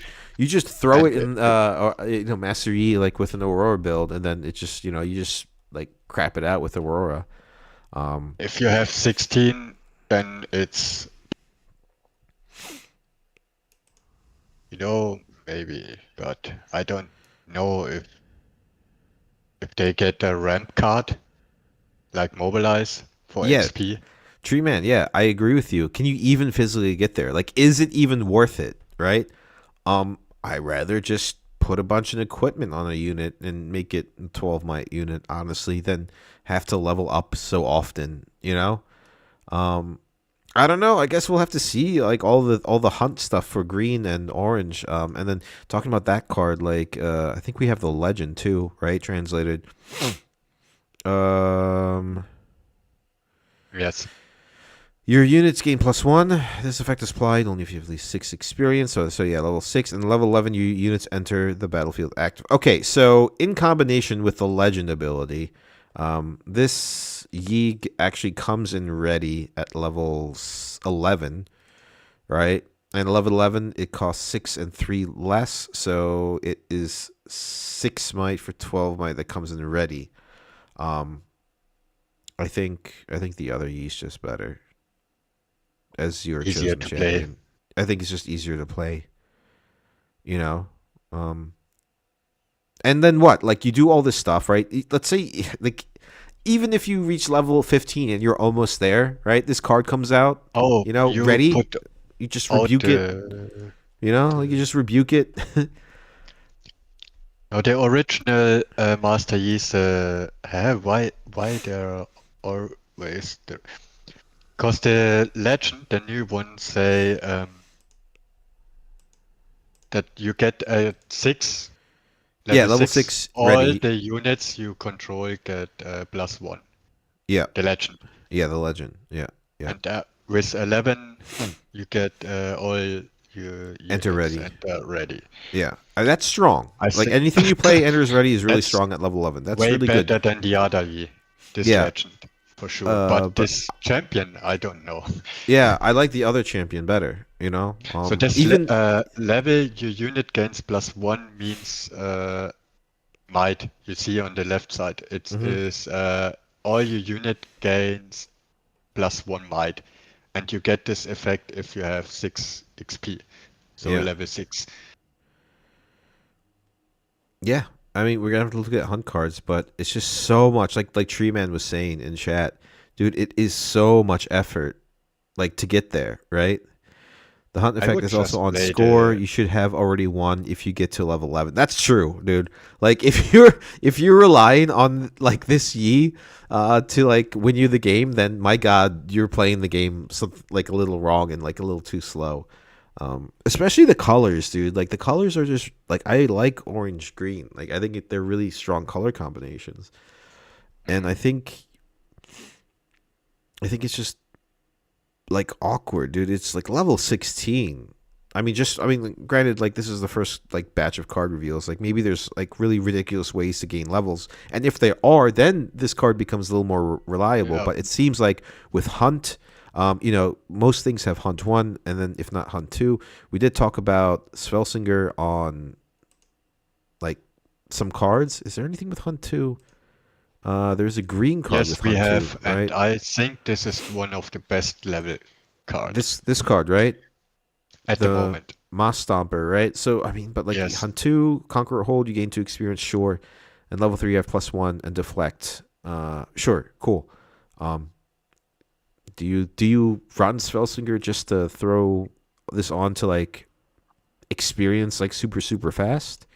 Or are there other ways in the future to kind of like benefit from leveling I up? think maybe they get something like Mobilize for XP. Sure. So you throw Sure. it out and you get 2 XP immediately or something like this. But otherwise, don't Yeah, it is see a at the power moment. for sure. Yeah, it's rough. Yeah, that card Moss Thumper, it is a power. You do deramp a little bit, but yeah, I mean, honestly, there's not much. I mean, at face value, I'm just don't think it's worth the effort of like popping off with something like this. I rather just cheat out a Baron Nashor somehow with Aurora to get a 12 might unit, that has tons of benefit than play this card. Like, because you imagine play this card and it's like level 15 or something and you just call the week and you're like, all right, great. Like, it's just a little lackluster. But we'll see. I'm not going to make my final decision on I cards, think but the at face legend is value, good. I'm just not excited about it.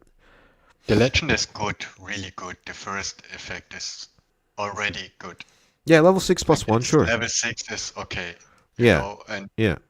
+1 on all your units is Mhm. way better than to defend with the unit alone. Mm-hmm.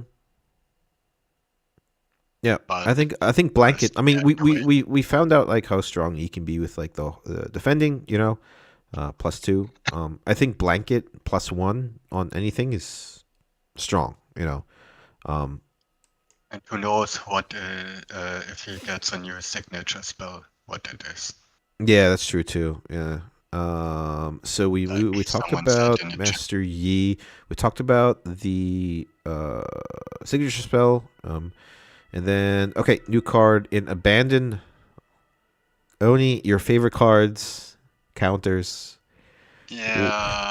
2 energy spell reaction, counter a spell, return it to its owner's hand instead of putting it in their trash. But you can also have a predict effect on it, which is a new Vision. keyword, It's right? just no, Is it it's just- vision. Look at the top card you remained. Oh, it has vision. Okay, cool.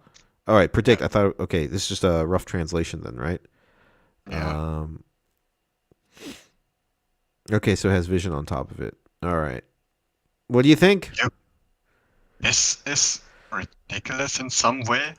If you Yeah. play Nocturne, you counter spell, put it back to his hand, and if you hit Nocturne, you get a plus 4 might unit on top.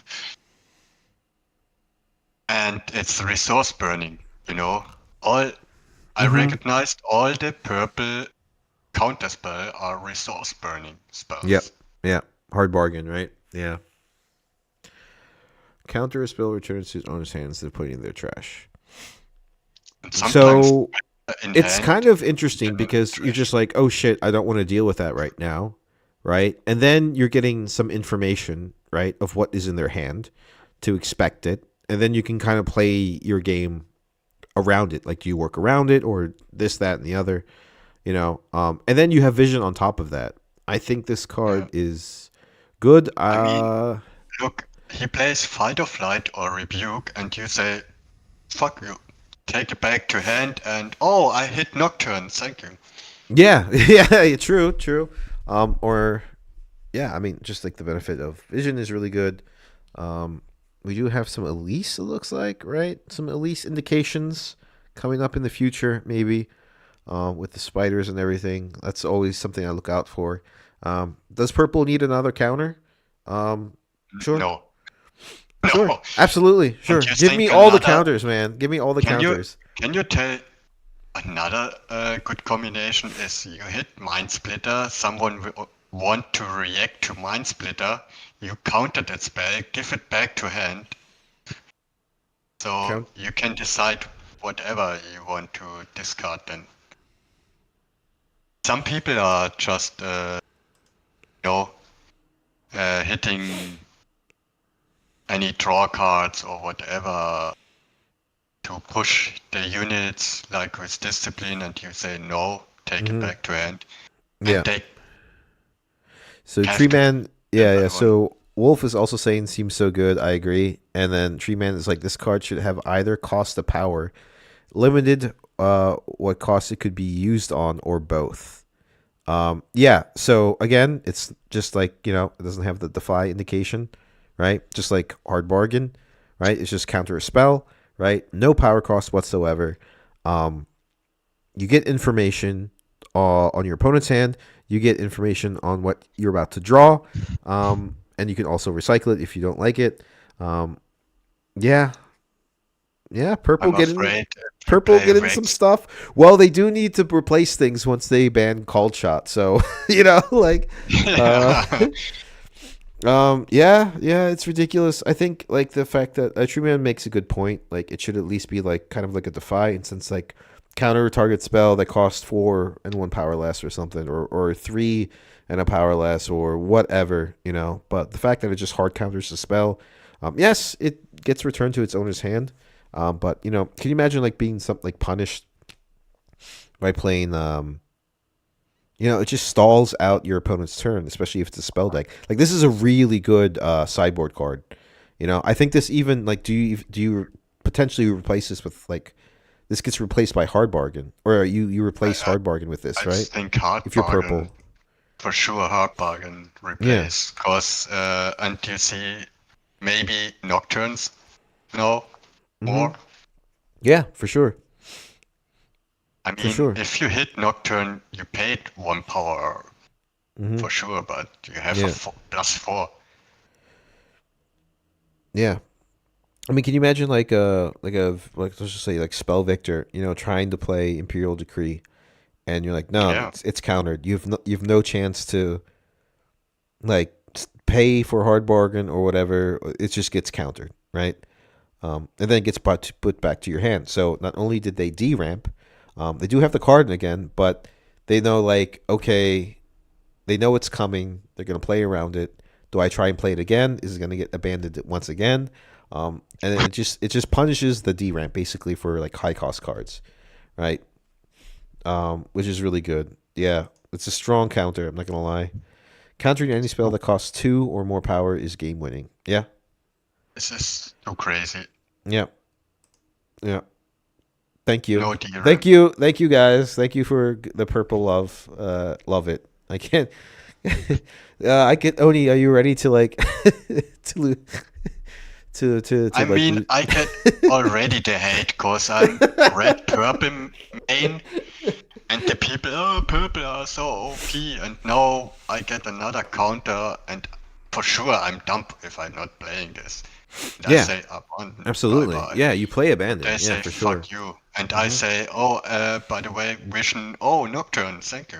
Yeah, exactly. Yeah. I mean, you've had a rough uptime kills since Origins because Jinx was your girl, and Jinx didn't really do too well. Actually, Jinx was all right in Origins. It wasn't great. It wasn't terrible, but this helps purple a lot. Did they really need to make this card? No, absolutely not. But still, like, I'm happy it's there. In some way, but my answer. I said from the beginning, I hope no counters in other decks. Yeah. Other colors. And now they're bringing counters everywhere, and purple gets the most insane one. Why ever? Yeah. I mean, it's still good. I mean, I really like the Lilies, like, but this is like for the cost. Like, this is just kind of like just there. Like, you can counter that card with this card. Like, so yeah. Okay, that is a never-ending story as long as you have the resources. So counter, cause it goes back in hand. Yeah, it's a strong card, dude. And the vision too is just like, did they really need to put the vision in there? Right? It's already good on itself, but I want to know who's designing these purple cards for. Todos Production. Yeah, right. I think that's the artwork, but still, like, someone loves purple over in Riot. Ridiculous counter, cool card. Moving along, this is a wasn't lot me. longer than I wanted it to be. We're at almost 2 hours now, so we're gonna have to crush through these cards. We talked about the Jin being the other legend with red and blue. Seems like one of there he is in this spell card. Downstage Dramatics, reaction speed, repeat 2, draw 1 card. Sure. Why not? Right? Yeah. Pay This 4, draw card is- 2. That's exactly, like it's fair. It's good. Works well with the gem, right? Frigid Jewel. When you draw your second card, give something +2, so you give something +2. You draw some cards. Did blue need more card draw in the game? Sure, why not? Consult the Past, Premonition, Stupefy, and now Downstage Dramatics. Battlefield and Ezreal, and you pay nothing for the repeat. Yeah. Right? So, wait. In Ezreal, right? It gets a discount, right? So what is it? Ezreal discount optional additional costs. So it and costs if you have the 2. Battlefield with the repeat costs 1 less. The Mirai Spire, yeah. You just for then 2 you to pay draw nothing. 4, yeah. Or no, sorry, you pay 2 to draw 2. Yeah, potentially the best card draw in the game, right? Considering the cost, right? If in that situation, if you're digging, you want to pay the extra 2, yeah, sure. In combination with the gear we talked about with the +2. I just pay 2 and draw 1 just for +2. Or maybe Purple and the +4. number 2 need to go or through 6. a breakup. Through, yeah. I think it's good. Yeah. Sure. Card draw is awesome. And honestly, it's basically like Consult the Past, like without the hidden, but like split up into two cards, right? Because Consult the Past is you pay 4, right? You draw 2, or you can hide it. This you can, add reaction speed. You can repeat it if you want. If you don't need the extra card draw, but this does trigger the gem. I think it works very well. It's just another great. I think it's just another good way to draw cards for blue. I think there's nothing wrong with it. I think there's nothing amazing about it too. It's just it's fair. Moving along, because there's not really much. Cool. The cat. Let's talk about the cat before we get to Mile Mall. Mutated Mauser, 2-1. So turn 1 game, green. You play this in Ivern, obviously. Shield 2, so you move into the battlefield. It's defending for 3, and it's tank. I think this card, is actually pretty crazy for its cost. Yes, it gets Bellows Breath away. But this is something you play in Ivern. You have to because it's a cat, right? This is for the attribute tag. Defending for 2 and a tank. It's really good. It does only have the 1 might, so it is like it can get hit by some pinging with some cards, but generally, sure, if you want to like burn a target for Bellows Breath to get rid of this, then whatever. But defending, it's a good defender. Shield 2, 3, 5, 4th man, the other Master Yi. Plus with some other stuff, you have your ambush stuff maybe coming out in the future with like the dog or something.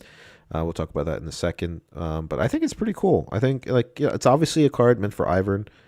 Can't be the best until Called Shot gets removed. True. Purple and then number 2 need to go through breakup. Can't be the best unit in Called Shot until Called Shot gets removed. Wait, what's the best unit? What unit are we talking about? He means best. The draw card, the blue one can't be the best one until Call Shot gets removed. Yeah, for sure.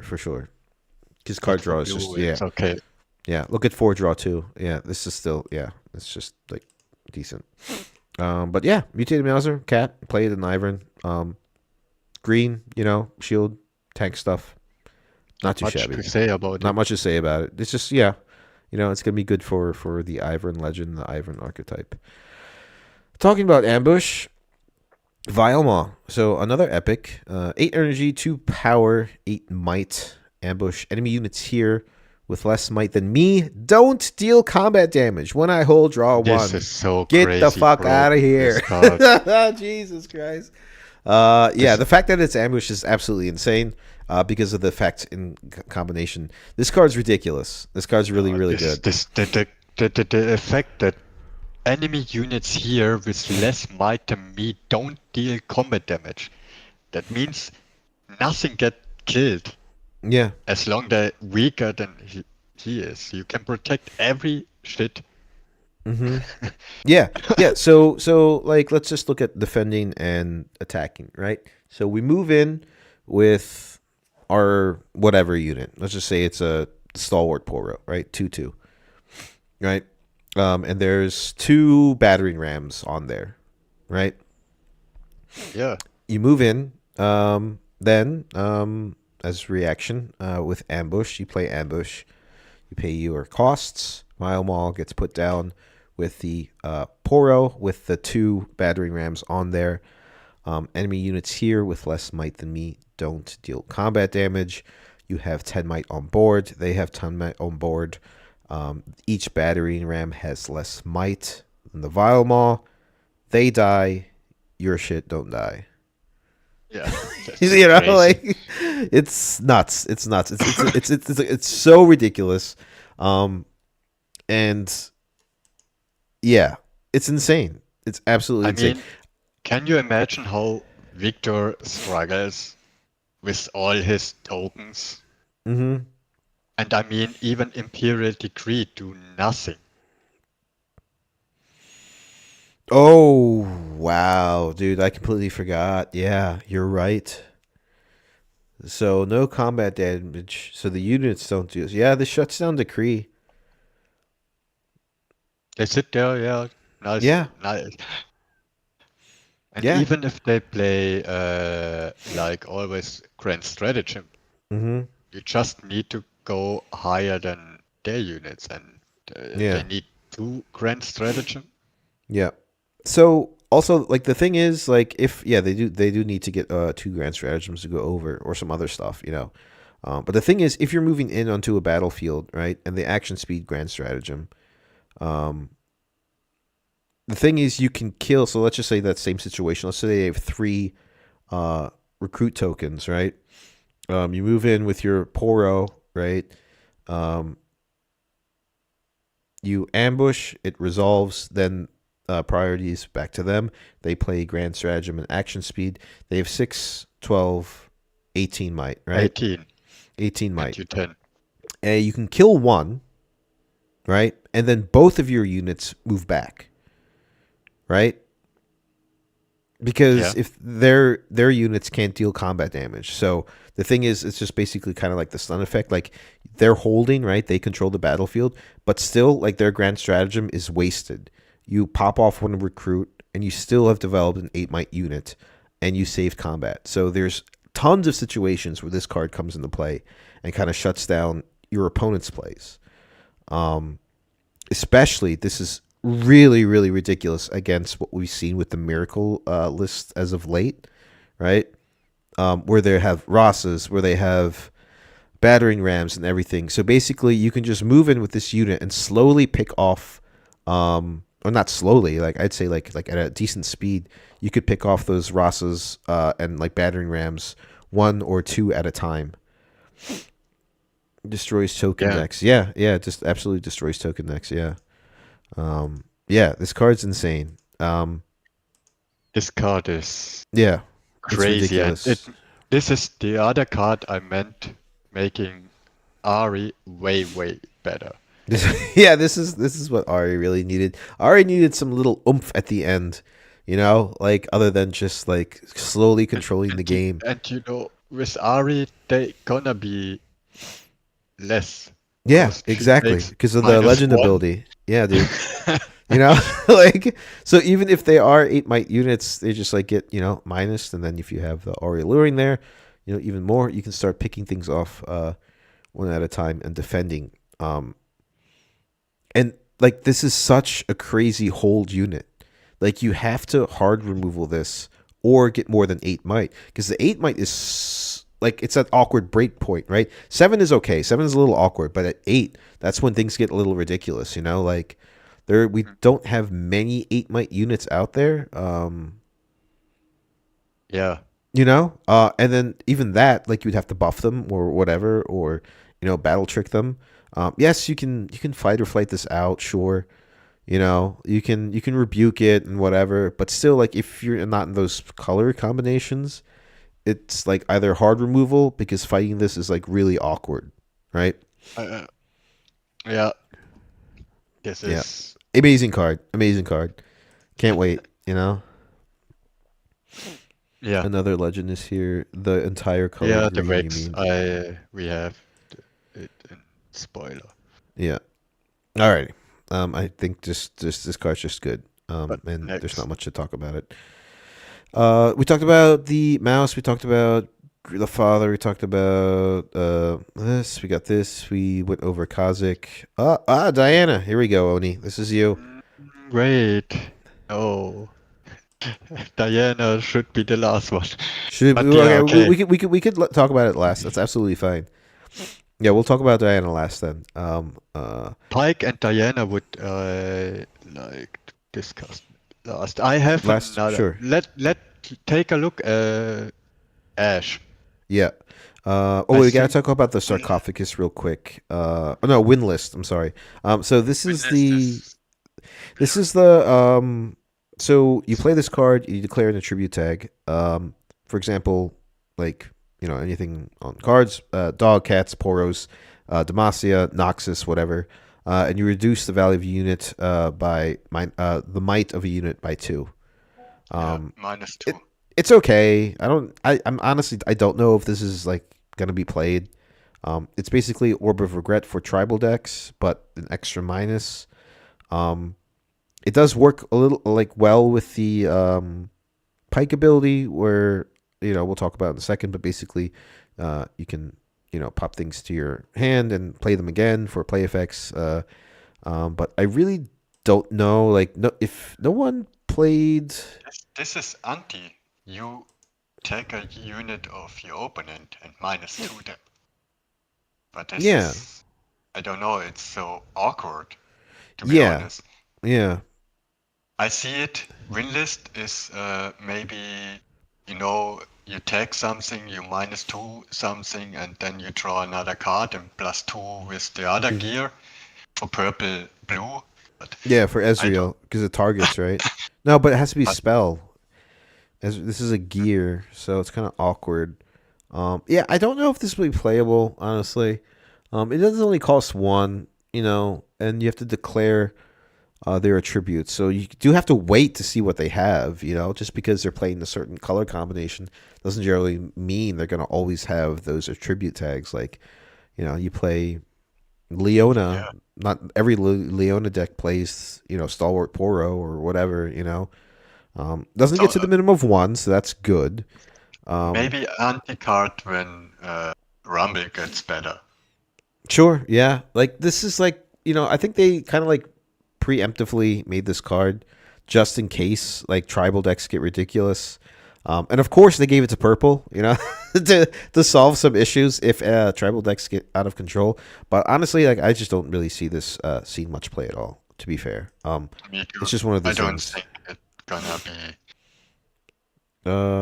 Our wolf units can actually don't die if they only have 0 might. Their units can have 0 might without dying.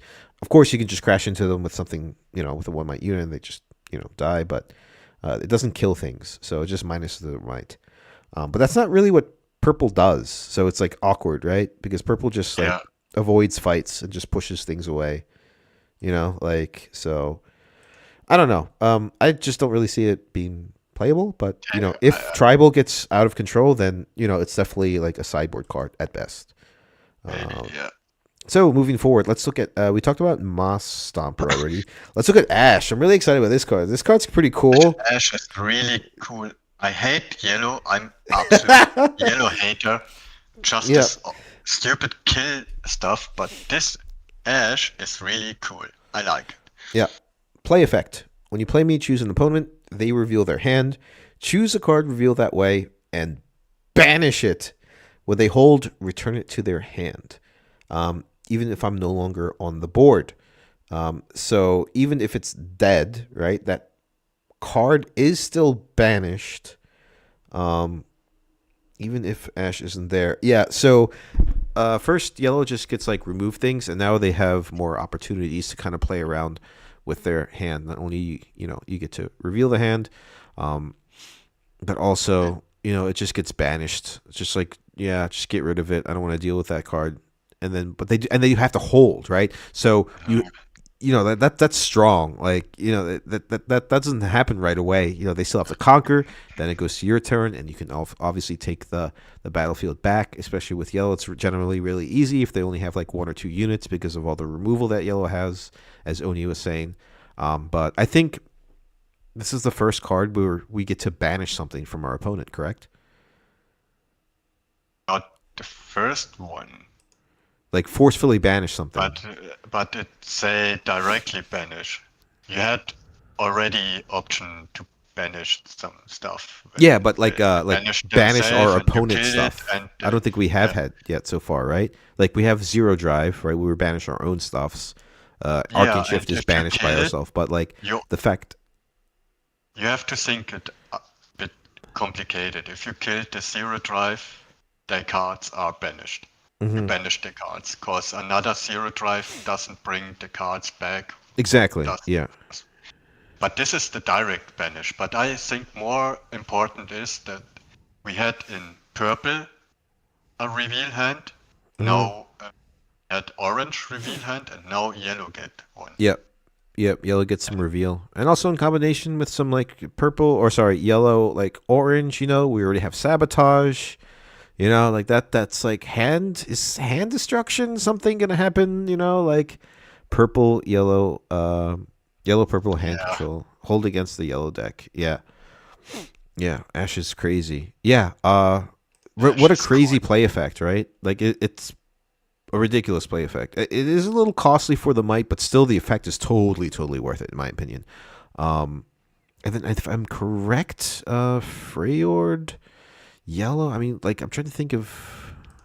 It could be maybe yellow. just So Vi, Poppy. LeBlanc can play this. Renata. Victor. Lux. Victor. Victor, yes. Lux. Yeah. Garen. No, I'm just kidding. Garen. But yeah, I mean, I just think it's like a solid card. It's not loyal to anything really. Like, it's just like, dude, you can banish your opponent's stuff. Vi can play Ash. Yeah, Vi can play Ash. I mean, I just like set. Like, I think like if you just really need to, you just kind of play this card, right? It's a great sideboard card. It's a great main deck card. I just don't think there's anything wrong with it, other than like. Because like you just play it, it gets the play effect, and then you have a 4-might unit, and you've banished something in their hand. Not countable like the other ones. Exactly. The fact that it's a unit is really important, because if it was a spell, then I'd be like, okay, there's plenty of counters out there to kind of deal with it. But the fact that it's a unit with a play effect, of course you can react to it, but still really, really good. Hell, dude, you can hook into this, with like a 3-might unit, or like there's a lot of possibilities. Play baited hook. You get to play this card. Play it from your trash. Blah blah blah. Yeah, ridiculous. Really good. Crazy card. Love it. I'm like, there's really much to talk about other than it's just really ridiculous. Effect is good. Maybe the other yellow card, the attacker. Fiora will love her. Yeah, true. Fiora will love her. Yeah. This is really good for Fiora. Yeah. What other yellow card? So we talked about the tokens. This is the XP tracker, right? For your levels. We talked about a reflection token. All right, here's a new card. Unit Bilgewater, 2/1, ambush, and assault 3. Decent, right? It's a common card. Sure. Like you want to add 3 might for 2 on a stick if you're attacking the battlefield. You don't do this when defending at all. It's really good for maybe Rek'Sai. Yeah, this is Inferno. I love it. Yeah. And especially, she has a really funny flavor text. Ironic, isn't it? Water all around us, but your boat's still gonna burn.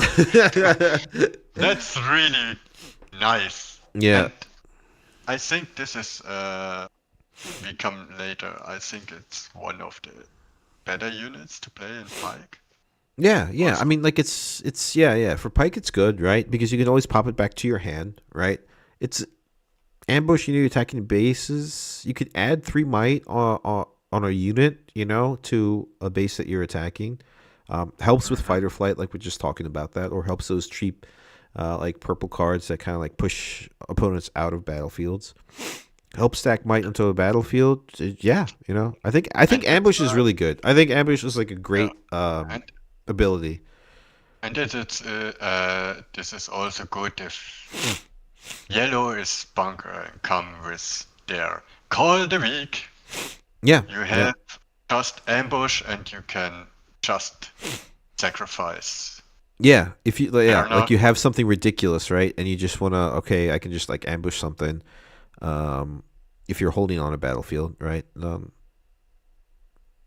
Yeah, I guess it would have to be holding, and you could just like pop your Inferno or kill your Inferno instead of like something valuable. So, yeah. I'm sure you're happy about that, right? The fact that you can just be like, okay, no, kill this, right? Because Call the Week is super, super strong. Seriously, it is super, super strong. Really good in Rek'Sai, I think. Card I said this has to go. Too strong, has to go. Moving along, because this stream is a lot longer than I thought it was. Go to the we have the Baron Pit, right? We already know this.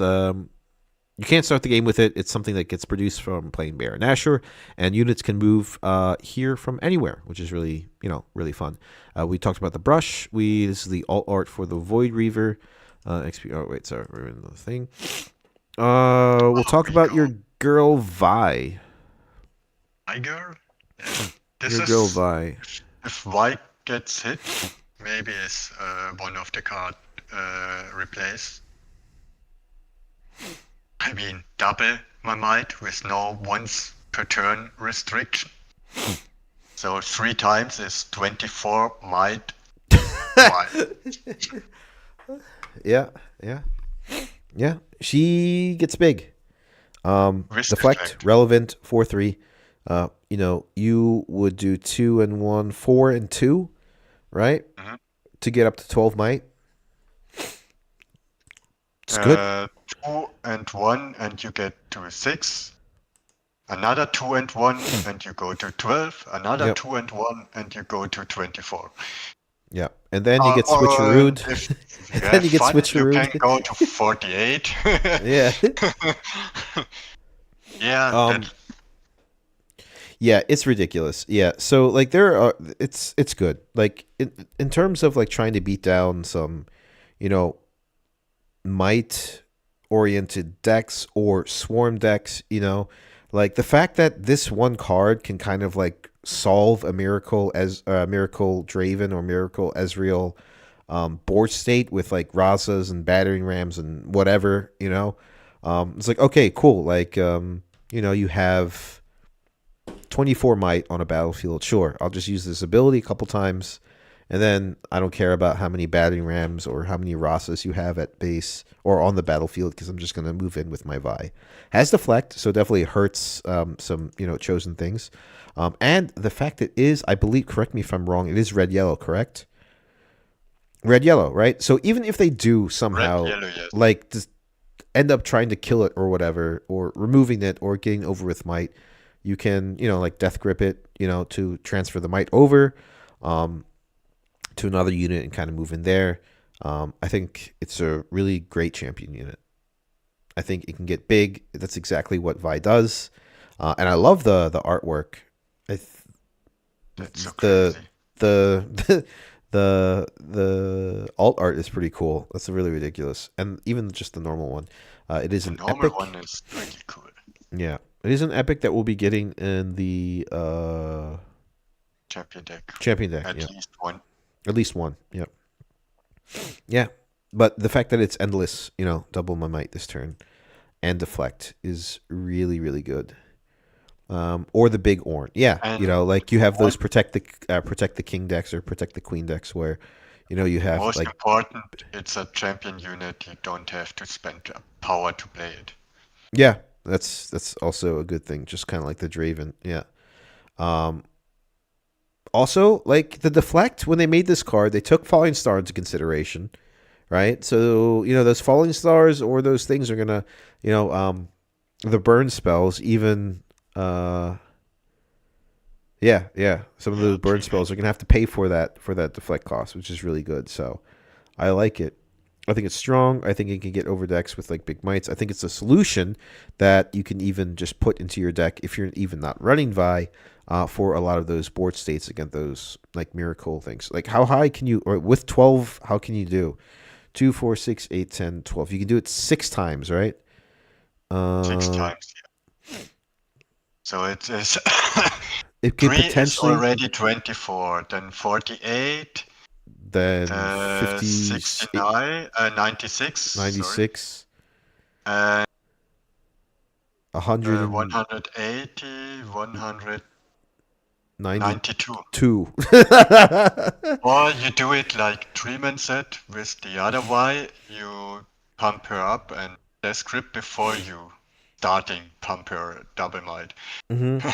Yeah, or you can use the 2-drop Vi and Death Grip to supercharge the doubles. Oh my god, dude, that's really, really ridiculous. As you said, just helps solve really gummed up boards. Yeah, it really does.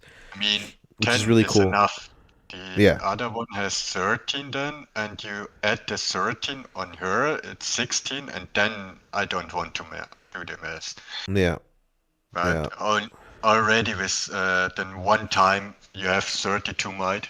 It's enough. It's enough to party. Yeah, it's enough to party. After 32, like, you're pretty with the safe. black. Fuck Yeah. it. Yeah.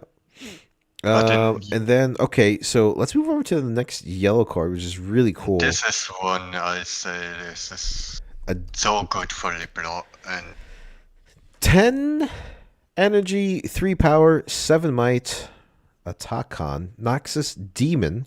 I think this is the first demon attribute we've had so far in the game. You may kill a friendly unit as initial cost to play me. If you do, I cost 1 energy less for each energy it costs and a power less for each power it costs. Ganking, when I attack, the defender must kill one of their units here. This is an attack trigger. This is an attack trigger. That's ridiculous. Just kill something. It's your favorite thing, Oni. Yeah, with Leblanc you have 2 of them. Thank you. Yeah. Hook it, right? This is like a really great hook target, honestly, Yeah, exactly. Or the normal hook target. Kind of like Commander Ledros in the same regard, right? It kind of gets like that awkward discount where every time you kill a unit, costs a power less. However, this one costs an additional. So basically, you just reduce the cost of the card that you killed with this in order to play it, right? The power cost and the energy cost. So, if you have a Commander Ledros out, it just costs 2. But, also for the Commander Ledros, you've played it as well. I think this is a really great hook target, honestly. I think this is what you do with it, right? And the attack trigger is ridiculous. I don't like it already. Yeah. So some little more hook support. Even for cards, right? Like, even for some cards just have used their effect already. Like, what's the yellow Under Titan, right? Like, Under Titan has a play effect, right? +2 and then energy 2, right? So Energy 2 is when you reveal it. Yeah, when you reveal it, right? So, and it costs what, 6 and something, right?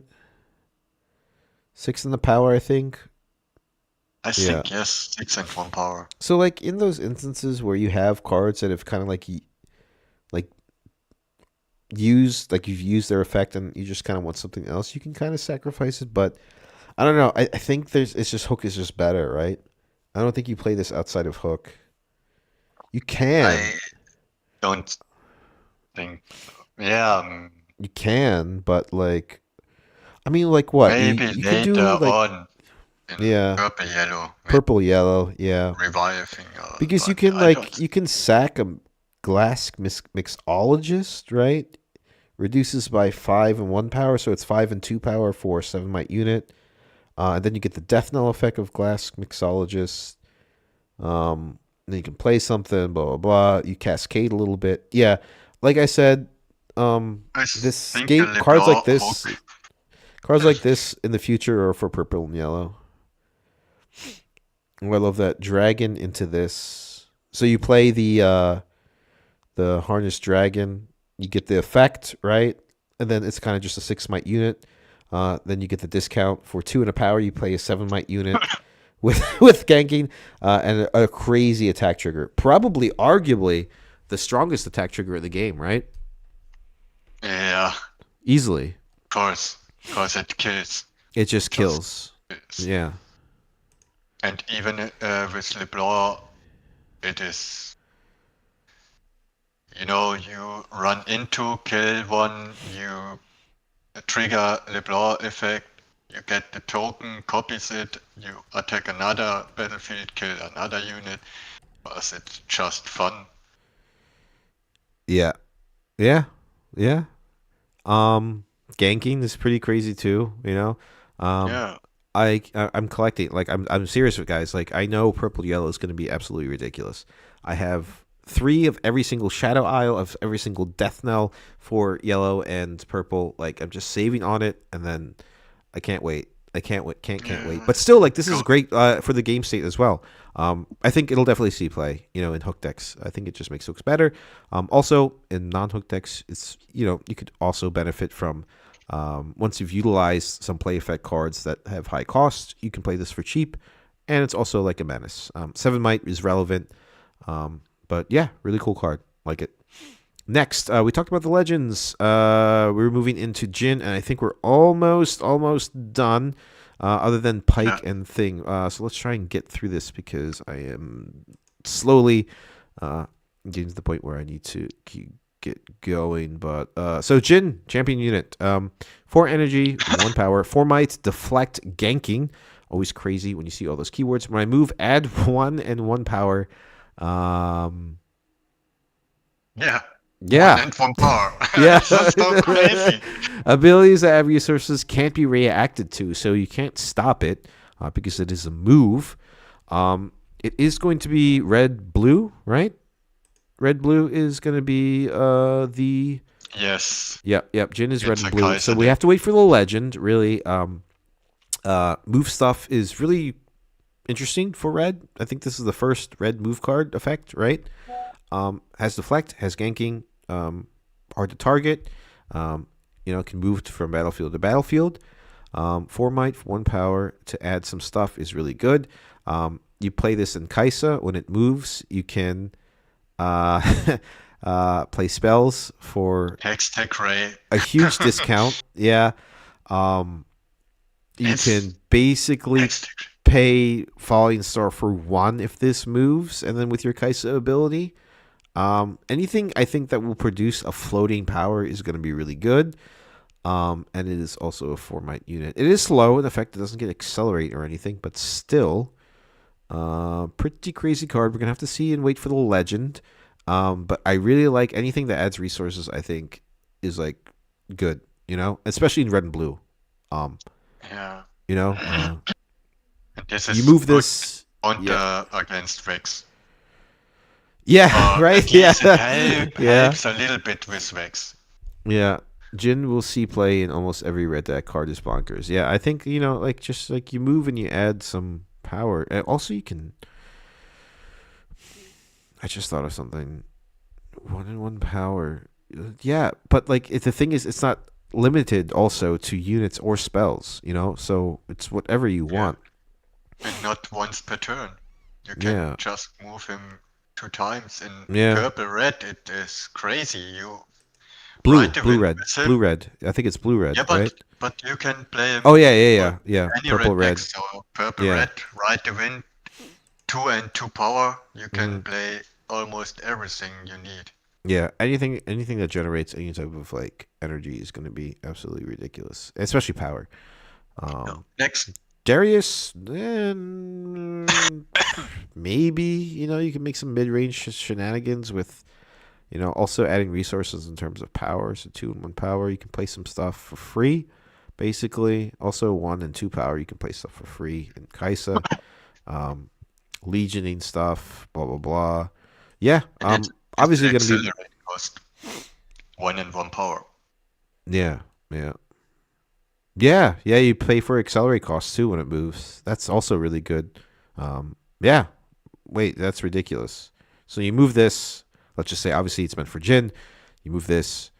You can pay for a free accelerate with a Kaisa, and blah blah blah. Things happen. Yeah, because Kaisa is also a really crazy red card. Oh yes. And deflecting, ganking. Yeah, this card's good. This card's really good. Absolutely bonkers. Yeah, Nothing just like more Tree to Man say. said. Yeah, there's nothing bad about it. Like what's bad? The power cost? No, it produces power costs. All right, so moving right along.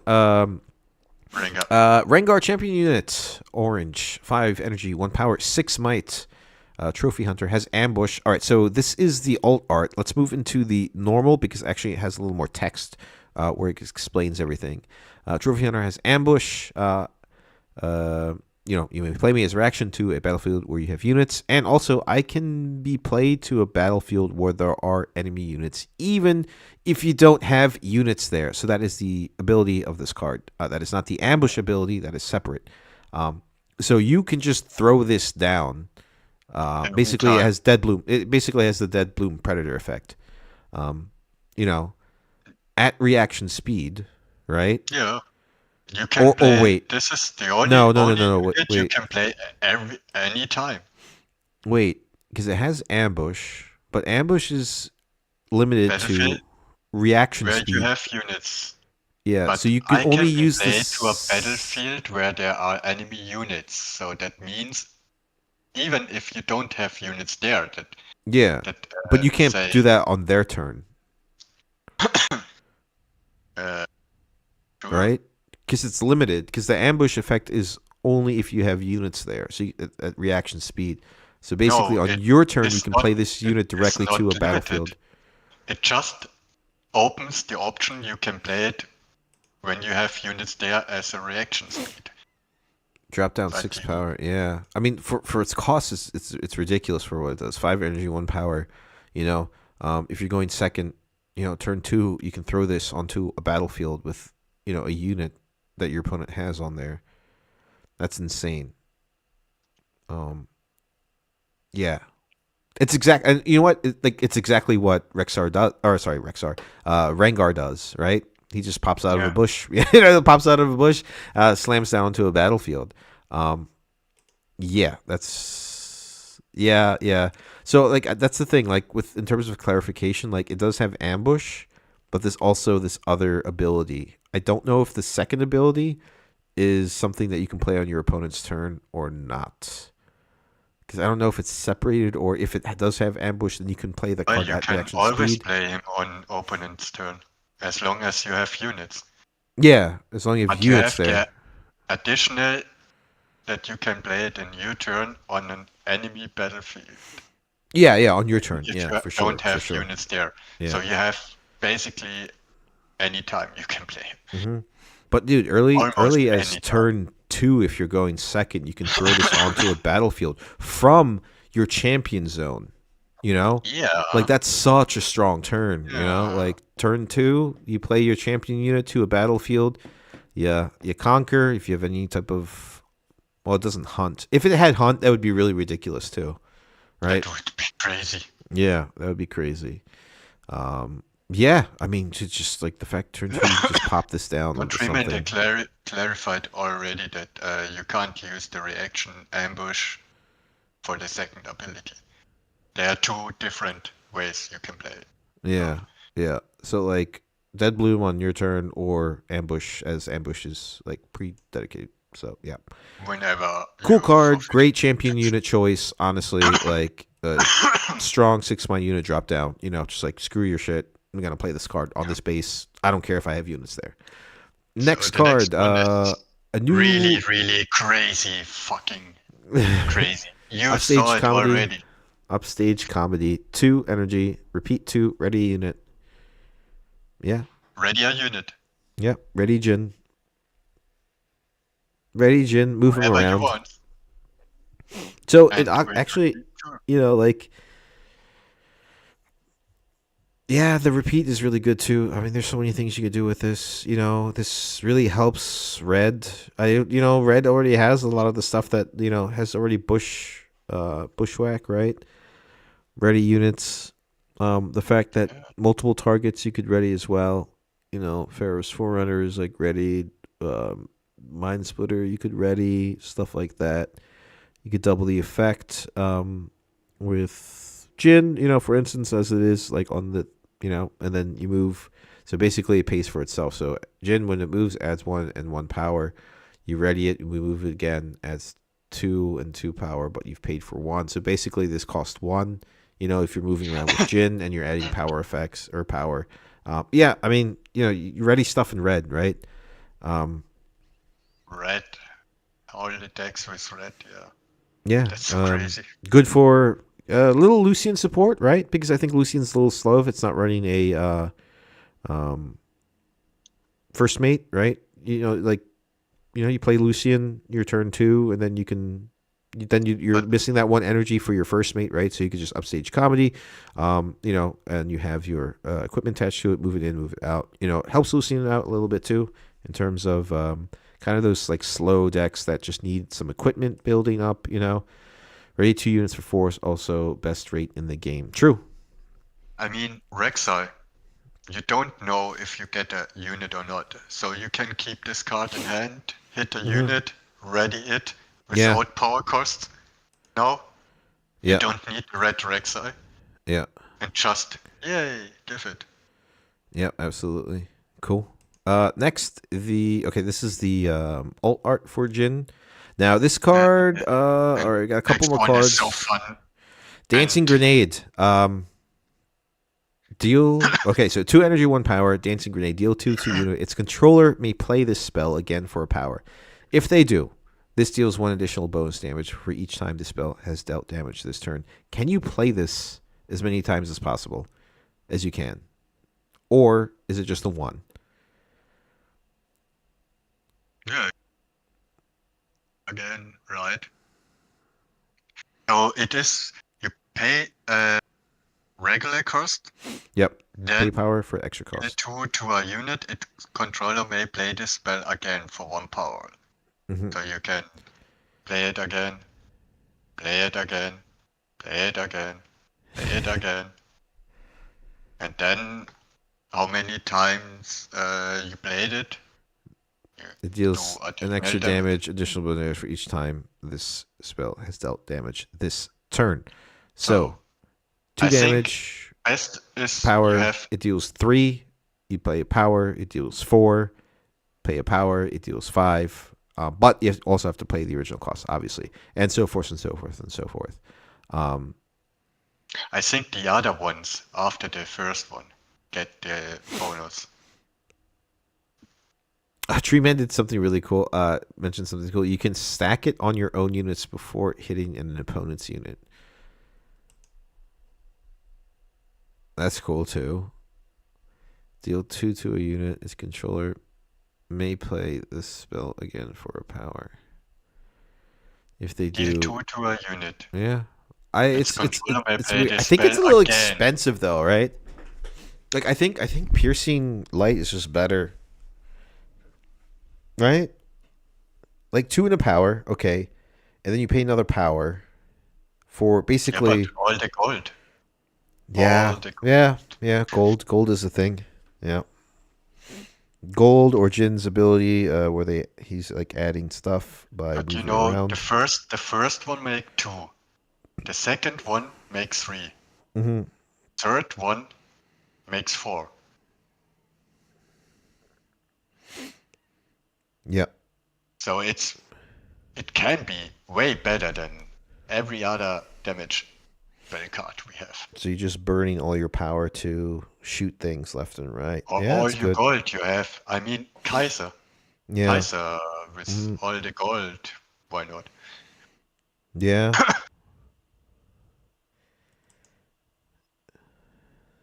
Also, it's the unit's controller.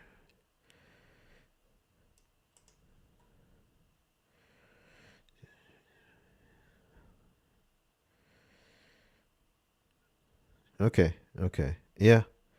Yeah. I mean, red is really known for, damage removal cards, and this is another one. I think it's been really consistent. We've seen things like Hextech Ray. We've seen things like Falling Star. Piercing Light was a really good addition in the set for those that care about like Spell Slinger decks or any type of like damage removal. That isn't reflected by effect, but I think this card is actually really fair. I think it's really balanced. I think it can get strong. Power costs are it's really good. Also, Ravenbloom Tomb is something I've seen in Kaisa decks as of late. If you tap Ravenbloom Tomb as well, also stuff on Void Gate. Yeah, sure, why not? I think it's a really great damage like spell like removal for token decks specifically, right? As it can just like shoot Sand Soldier with Eye of the Herald, it dies. Then you can shoot a Sand Soldier with Doran Shield, it dies, and then so forth and so forth. So, do you have to target your own stuff? No, it's like you can play this game until both don't have anything else left. Its controller may play this spell again for a power. Oh, now I understand. Wait, so you deal you play this card, deal 2 damage to a unit, right? You can. And then your opponent. No, you. If it's your unit, you can play this again. Yeah, but your opponent can also play it then. If right? It's his unit. If I deal 2 damage to a Sand Soldier token and he plays a power, can he? He played this spell, and if he targets one of your units, I read that card completely different. That's so awkward. It's just really weird. It's a fun card. I'm not gonna lie. Yeah. Can you imagine like in 2v2? It's like bouncing around like all over the place. Like free for all. Yeah, free for all. Yeah. Everyone's no your unit, no your unit, no your unit. Yeah. That's crazy. All right, this is a cool card. This is a fun card. This is a card that when was like made, it was just like let's have something like really fun and like kind of like out there. Yeah, that's really fun. So you played on your own stuff in order to increase it. Now I understand what you were saying, Tree Man. Yeah, and then this can just like can go back and forth. So risk reward type of thing depending on the situation, but also yeah, 2 and power doing okay, sure, yeah, why not? Fun. I wonder if there's going to be any cards that they're going to make that interacts with this, right? In terms of, I don't know, just the way the card works. Really interesting, really fun card. So we have one. Then we're going to talk about the wolf, sarcophagus, and then Vex, and then Diana and Pike, and then we should be done. Let's try and get through these really fast. 7-1 power, 6 might. How is this? A Bilgewater card. Lasilia. When I hold at the start of your next main phase, you may move an enemy unit to this battlefield. Charm on a stick. Ari is coming back. Yeah, ridiculous, right? Only downside is that you have to wait and the opponent see this coming long time because it's in the next main phase. Yeah. And it's it's the next turn, right? No, yeah. Right? When you hold at the start of your next main phase, so beginning phase. Yeah. I think that was meant by this. Your next main phase. No, your holding happens first by awakening, right? After the beginning. After the beginning. And then the main phase. In the beginning. You begin, hold. Oh, main phase is beginning phase then? Is that what they mean? I think they mean beginning phase. Yeah. Okay. Yeah. All right. A, B, C, D. Yeah, Channel ABCD. phase, Yeah. draw phase, action phase, So this has to survive. or the mean action So you phase. have to That play would this. be Your better. opponent has to go through its turn. You have to hold. Then your opponent goes through another turn, and then nah, I don't know. I don't like this card. If that's the way it works, this card has to survive so many turns just to have a ability pop off. The abilities do technically Like, stack on top of each other, which kind of makes awkward situations, right? So it's hold, then draw, then charm. It's the main phase after you hold. Okay, so what I initially thought. So it's hold, then you draw, and then you charm. Okay, then it's good. Then this card's yeah, good. then it meant action phase. Yeah, yeah. So it's hold, draw, Then it's a charm. bit better, yeah. Yeah, then it's much better. I thought you had your opponent because that wouldn't make sense if your Couldn't your find opponent had something, two but it was- turns to kind of like deal with the charm effect. But okay, yeah, good. Basically, like if you think about it, if it was a 6 for 6, right?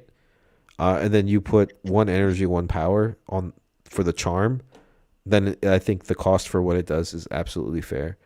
I think this is like, good for whole decks, maybe RA in the future, but anything like we've seen like Blitzcrank is like generally like a really strong effect because of the move thing, but the fact that you can charm an enemy unit is really cool, especially if it's something important that they kind of want to hold on to. Cool. Yeah, I think it's a good rare, Maybe you'll see some play, maybe we won't. But I think any type of hold deck or control deck with green in it is definitely going to play it. Next, the Wolf. This card's pretty Wolf? insane. Ah, the wolf. Yeah, the Wolf. This card's really good. So basically, has ambush, right? And you must destroy one of your controlled bird, Phalloid, basically Freyord, dog or Poro unit as initial cost to spawn me. You can choose to spawn me back to the battlefield where that unit is located. So basically, a Grim Patron effect, right? But with Grim Patron, like there had to be another unit there. With this card, you can add 6 might for 4 and a power by killing something like a Soaring Scout and then still playing it to the battlefield. Or a token. Or a token, yeah. So it's basically a better Grim Patron, right? But with a power cost. And if you're killing the Soaring Scout, then you kind of just channel the rune anyway. Sure, or you kill a Lonely Poro, right? I think this is kind of like what it was meant to be targeted for in terms of Ivern, right? You have your Lonely Poro. It dies. It gets eaten by the wolf, right? You get to draw a card, and you develop 6 might onto a battlefield as ambush. I think it's really good combo. I think it's just what it's going to happen. Also, judging by the background of where it's at, yes, it is Freyord, but I think it is in the snow where the Lonely Poro was. So, a little awkward situation there. It wasn't so lonely. Yeah, it wasn't so lonely. Now it's dead, but it has someone else there. Yeah, so I think you played an Ivern, right? I think never seeks it's a really forgiveness. good card, right, to also trigger the death knells when you want it to, right, when you need to. Yeah. And honestly, 4 and power for 6 might is like solid, It's it's okay. Yeah, it's And good. I mean, for yellow, it's 1 card needed against decks like Draven. Yeah. Because you 2 might ahead, he has to use the champion unit's ability. Yeah, for sure. Yeah, I like this card. I think it's really good. I think it's a really good uncommon that will definitely see some play. So, the sacrifice. Sarcophagus. I've talked about this card with Nico. I think this card's bonkers. Is it not? Brutal. It's It's brutal. ridiculous. Like this card is basically you have an extended hand in your banish zone. So 4 energy, 1 power, curse sarcophagus. When you play this card, banish all units from your discard pile. Play a unit banished in this way. Card cost required. Just for tap. Just for tap. Just for tap. yes, you have to pay the cost of the card, but you have another instance where if you're not one of those decks that want to recycle your whole entire deck, like the Detonate Draven that we're seeing as of late, if your units die, you banish them, and then you can play them again. And then you can get either the play effect, the death knell effect, or whatever, right? And then they go to your trash. So you have an extended hand if you're going against those hard removal decks or those spell slinger decks. You just have another way to kind of play your stuff, which I think is really, really good. I don't think you'd necessarily main deck this card in the sense that unless there's some ways that we'll see with the new card reveals where playing things from Banished is really cool or whatever. Rasa is enough. Good way to go. If you don't have any units on board, any in hand, you just bring this immediately, banish everything, tap it, bring Rasa for 1 power back. If you play it right, because or is it only all units? So your spells are still in there for the Rasa, for a cheap Oh Rasa. yeah, Wolf mentioned something. So, but if it's destroyed, you lose a lot. Yeah, That's so right. that's absolutely correct. I didn't even think about that. Yeah, that really sucks. However, like speaking of like those miracle decks, like honestly, this just helps Miracle Draven really. So let's just say they uncheck power your shit. You know, all your stuff is gone. You play Curse of Sarcophagus. You play Call Direct Shot. attack. You know, play a unit. Oh no, you can only do it once. Okay, I thought you could just like dump your hand again.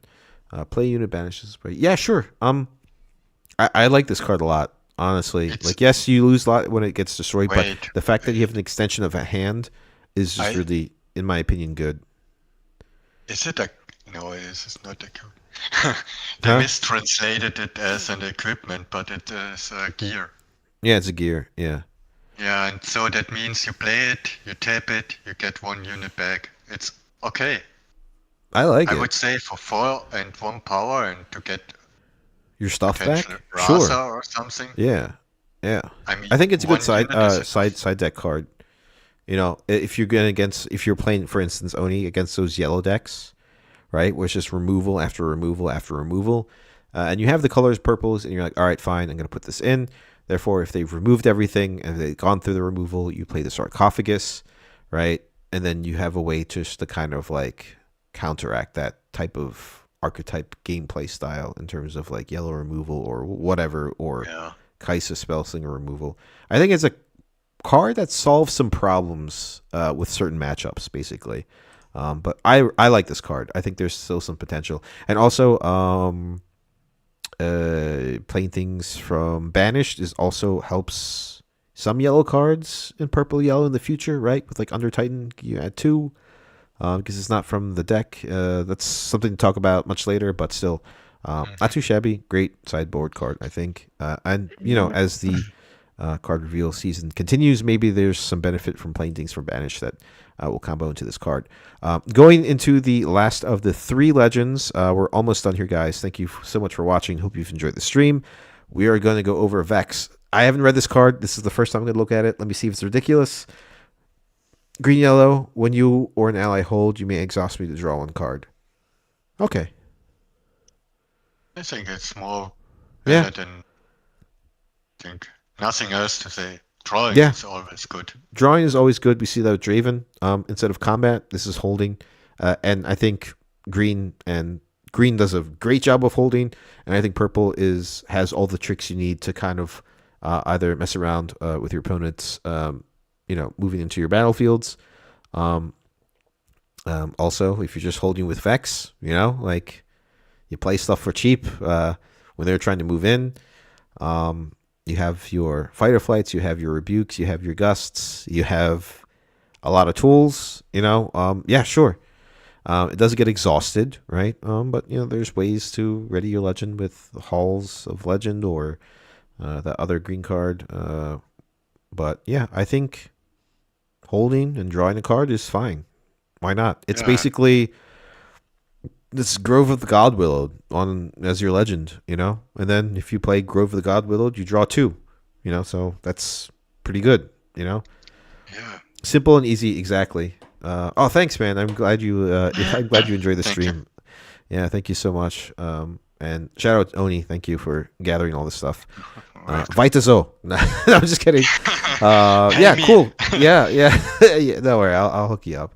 I got some stuff. I got some stuff for you. Let's do Ike first and then Diana, I think. Okay. All right. So last two legends we'll go over. Pike.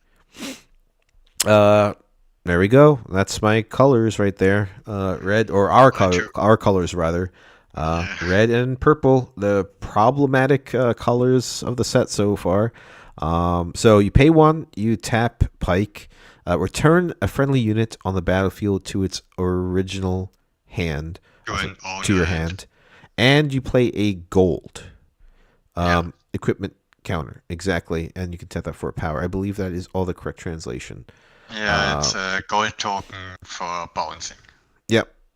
I think we've seen in tons of games, right? Anything that bounces, right, to your hand, you see the Magic the Gathering with a lot of the angels, as long as there's crazy play effects. Obviously, one thing that they revealed that was kind of like was the hit list, right? So you can use this in multiple instances. Oh no, this is a gear, right? This is only a unit, right? So what play effect units is this targeting, guys? What do you think, chat? What play effect units is this targeting? Just move in, hit the Rengar, and if you survive, you bounce it back. Mm-hmm. Yay! Yeah. So Really it has that Vayne ability, right? Yeah. Return a friendly unit. Yeah. Any accelerate. Also, one of my favorite combo I found is just Y. Crash in, play, after you crash both battlefield, you play your Tide Turner, you save your Y, you bounce the Tide Turner back to your hand. Thank you. Oh no. And if you play the purple Yasuo, you can move in, you play Tide Turner, you bounce the Tide Turner. Dude, we're consistently bouncing Tide Turner to our hand, right? Yeah. Consistently. Or, and you get a gold. Yeah, or just, sneaky deckhand. Thank you for the conquer, I take it back, get the gold. Yeah, sure. Yeah, sneaky deckhand is a thing. You can just pop it back to your hand, play it again. If you have the energy for it, on empty battlefields. That's also good. Bryn here is also then you can have multiple effects. You can always pop Bryn here back to your hand to get the effect. I'm trying to think. Ezreal, Jesus Christ. I can conquer with Ezreal an open battlefield and bounce him back. Yeah. And get another 2 cards. Yay! And then discard. That's good. Yeah, Tide Turner is wild. That's insane, dude. Tide Turner, that's such a good. That's probably the best one, right? I mean, you save your fight of life. Teemo, purple Teemo, maybe. Yeah, sure. but then I would consider why I should play him. Teemo in this deck, yeah, exactly, yeah. When I can. We have that Windsinger, Yeah, but in red and purple, Windsinger is a bit awkward. I think it's better in blue. To the battlefield. On-play effects like Bryn here. Mm-hmm. I can conquer, bring him back, and use him later whenever I need him. I'm trying to think of what other play effects are really good. Misfortune, purple one. I mean, honestly, also just strategically, if you're moving to the battlefield and you have a high value unit, even if it doesn't have a play effect, I mean, obviously, Mind Splitter is a ridiculous thought. You could just potentially, But also if you just like want something back in your hand that like they're building might in their base or something, or you're moving to a battlefield just to get a point, and you're gonna lose that unit the next turn no matter what, just based off the might of what they're presenting on base. Save that unit. Why not? And you get a gold for it as well. So even in the sense if that unit doesn't have a play effect or whatever, then sure, why not? Obviously, like we'll have to see what the champion unit is. It probably has something to do with it, right? We didn't get the champion unit in Pike yet, but still, like really, really cool. Helps with play effects. I'm probably missing some. It's been like quite a long stream, almost 3 hours now. Lupin Mind Splitter, yeah, Lupin Mind Splitter is pretty ridiculous. As long as it's on a battlefield. The ambush unit, the small one. Yeah, the small ambush units too. Yeah, most people let it. If you play it on the battlefield as an ambush, they leave it behind and kill the other unit. You can bounce them back and have another spell infect with +3. Mm-hmm. So, what was that one? Yeah. Yeah, pretty cool. Pretty cool legend. We're gonna have to see the champion units in the when they come out. Where was that one? Hopefully bounce back. Pay if I get bounce back to hand, player power to play me. Like a jumper. Mm-hmm.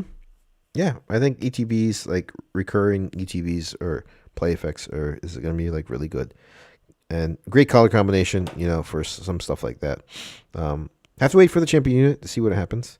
But let's move to the last card because I am starving, and we got some stuff. Let's look at the crazy cool alt art. Alt art is completely on the bottom. It's the last one. Diana, Scorn of the Moon, another blue-purple. Is blue-purple strong this set? Well, anything at reaction speed, add 1 energy. Spend this energy only during showdowns.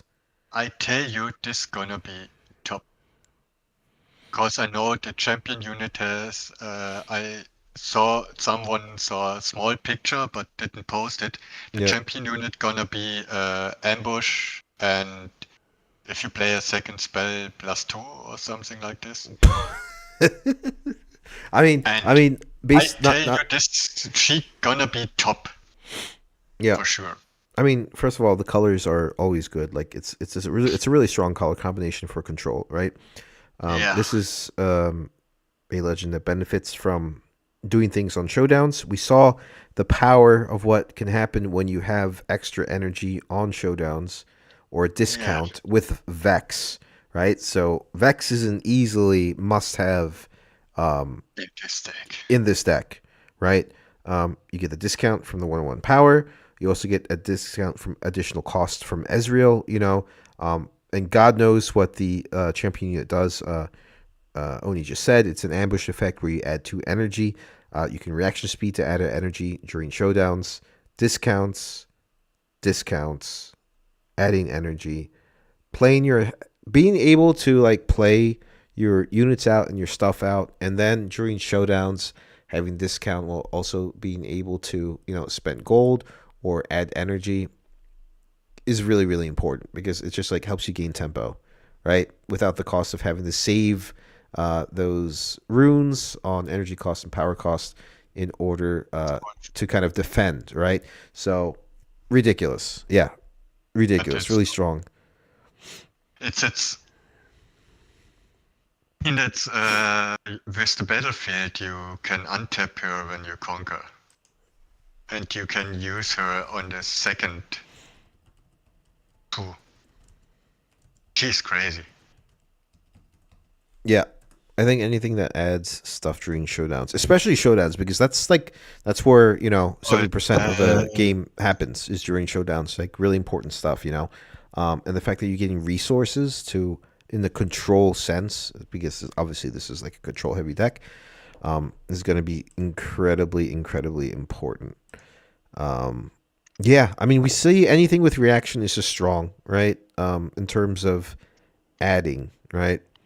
Kaisa, set 1, ridiculous. Yeah. Ezreal, reaction speed, drawing cards, ridiculous. Darius had some potential with, adding 1. Still, I think it's like a really strong ability. It's just like there isn't much support in that sense other than Hook. What else? But with all right, Darius, Orange you had to play something, and here you always Yeah, have a you can showdown always do it. some Yeah. way. Yeah, you can always do it. You just tap it for an energy, like whenever. It's the As long as you have a showdown. showdown. Even Yeah. on the enemy, it's not limited in your turn. It's also an enemy turn. Yep, exactly. So yeah, incredibly strong. I think this, and then what does it get? Did we get any spells from blue and purple? I don't think so in this set, but you have your stupefies for free now. Yeah, stupefy and draw. Yeah, and then if you you have draw your this- second card, you get +2 because of the gear. Because of the Shit. gear of this, like it's just good. Yeah, that's gonna be It's gonna really, be yeah. really on top. I'm sure she gonna one of the top decks. This legend is so good. Yeah. Cool. Alrighty. Well, that is it, guys. Thank you so much, Oni, for chiming in. It's been 3 hours now. I promised my girlfriend 1 hour, so I'm gonna pop out of here. We're gonna be doing this. I'm trying to do it like when they get released and stuff. Join the Discord. Oni has set up a spoiler season channel with all the cards. You guys can discuss cards and so forth and so and so on. I'm pretty busy this week, so as the card dumps happen, I'm gonna try and come in as soon as they happen. If not, we'll do like a lot of it over the weekend or whatever. But other than that, I'm gonna get out of here. That is the stream. Oni, thank you so much for your opinions. Always a pleasure. We should play some Riftbound soon. I haven't played you in a while. And honestly, with TCG Arena, these cards should be available, which is really cool. I hope. Yeah. I want to try Pike. Yeah, Because start testing I'm out some waiting for stuff. Set. Yeah. I'm Shit. gonna wait for some chosen champions and the signature spells. Once they get developed, then we'll start doing some testing. Yes. Yeah, cool. All right, guys. Oni, let me pop out of Discord and then I'll close out the stream. Thank you so much, man. Yeah. Have a good night, Thank you. and we'll Thank you we'll test all. out some games. Thank you, guys. Alrighty, see you, Oni. Peace. See you. Alrighty, guys, that is it for the stream. Thank you so much for watching. Wolfie, thanks for joining in. Bad Treatment is always a pleasure. Cheers for the stream, both of you. Yeah, thanks, guys. Thank you so much for tuning in. Really cool interactions, really cool cards that we have now. Can't wait to start streaming and testing some decks out. But other than that, thank you guys so much for watching. Tune in when there's other card reveals. I'll be streaming as much as possible to go over that with you guys. Thank you so much for watching and have a wonderful evening. Peace.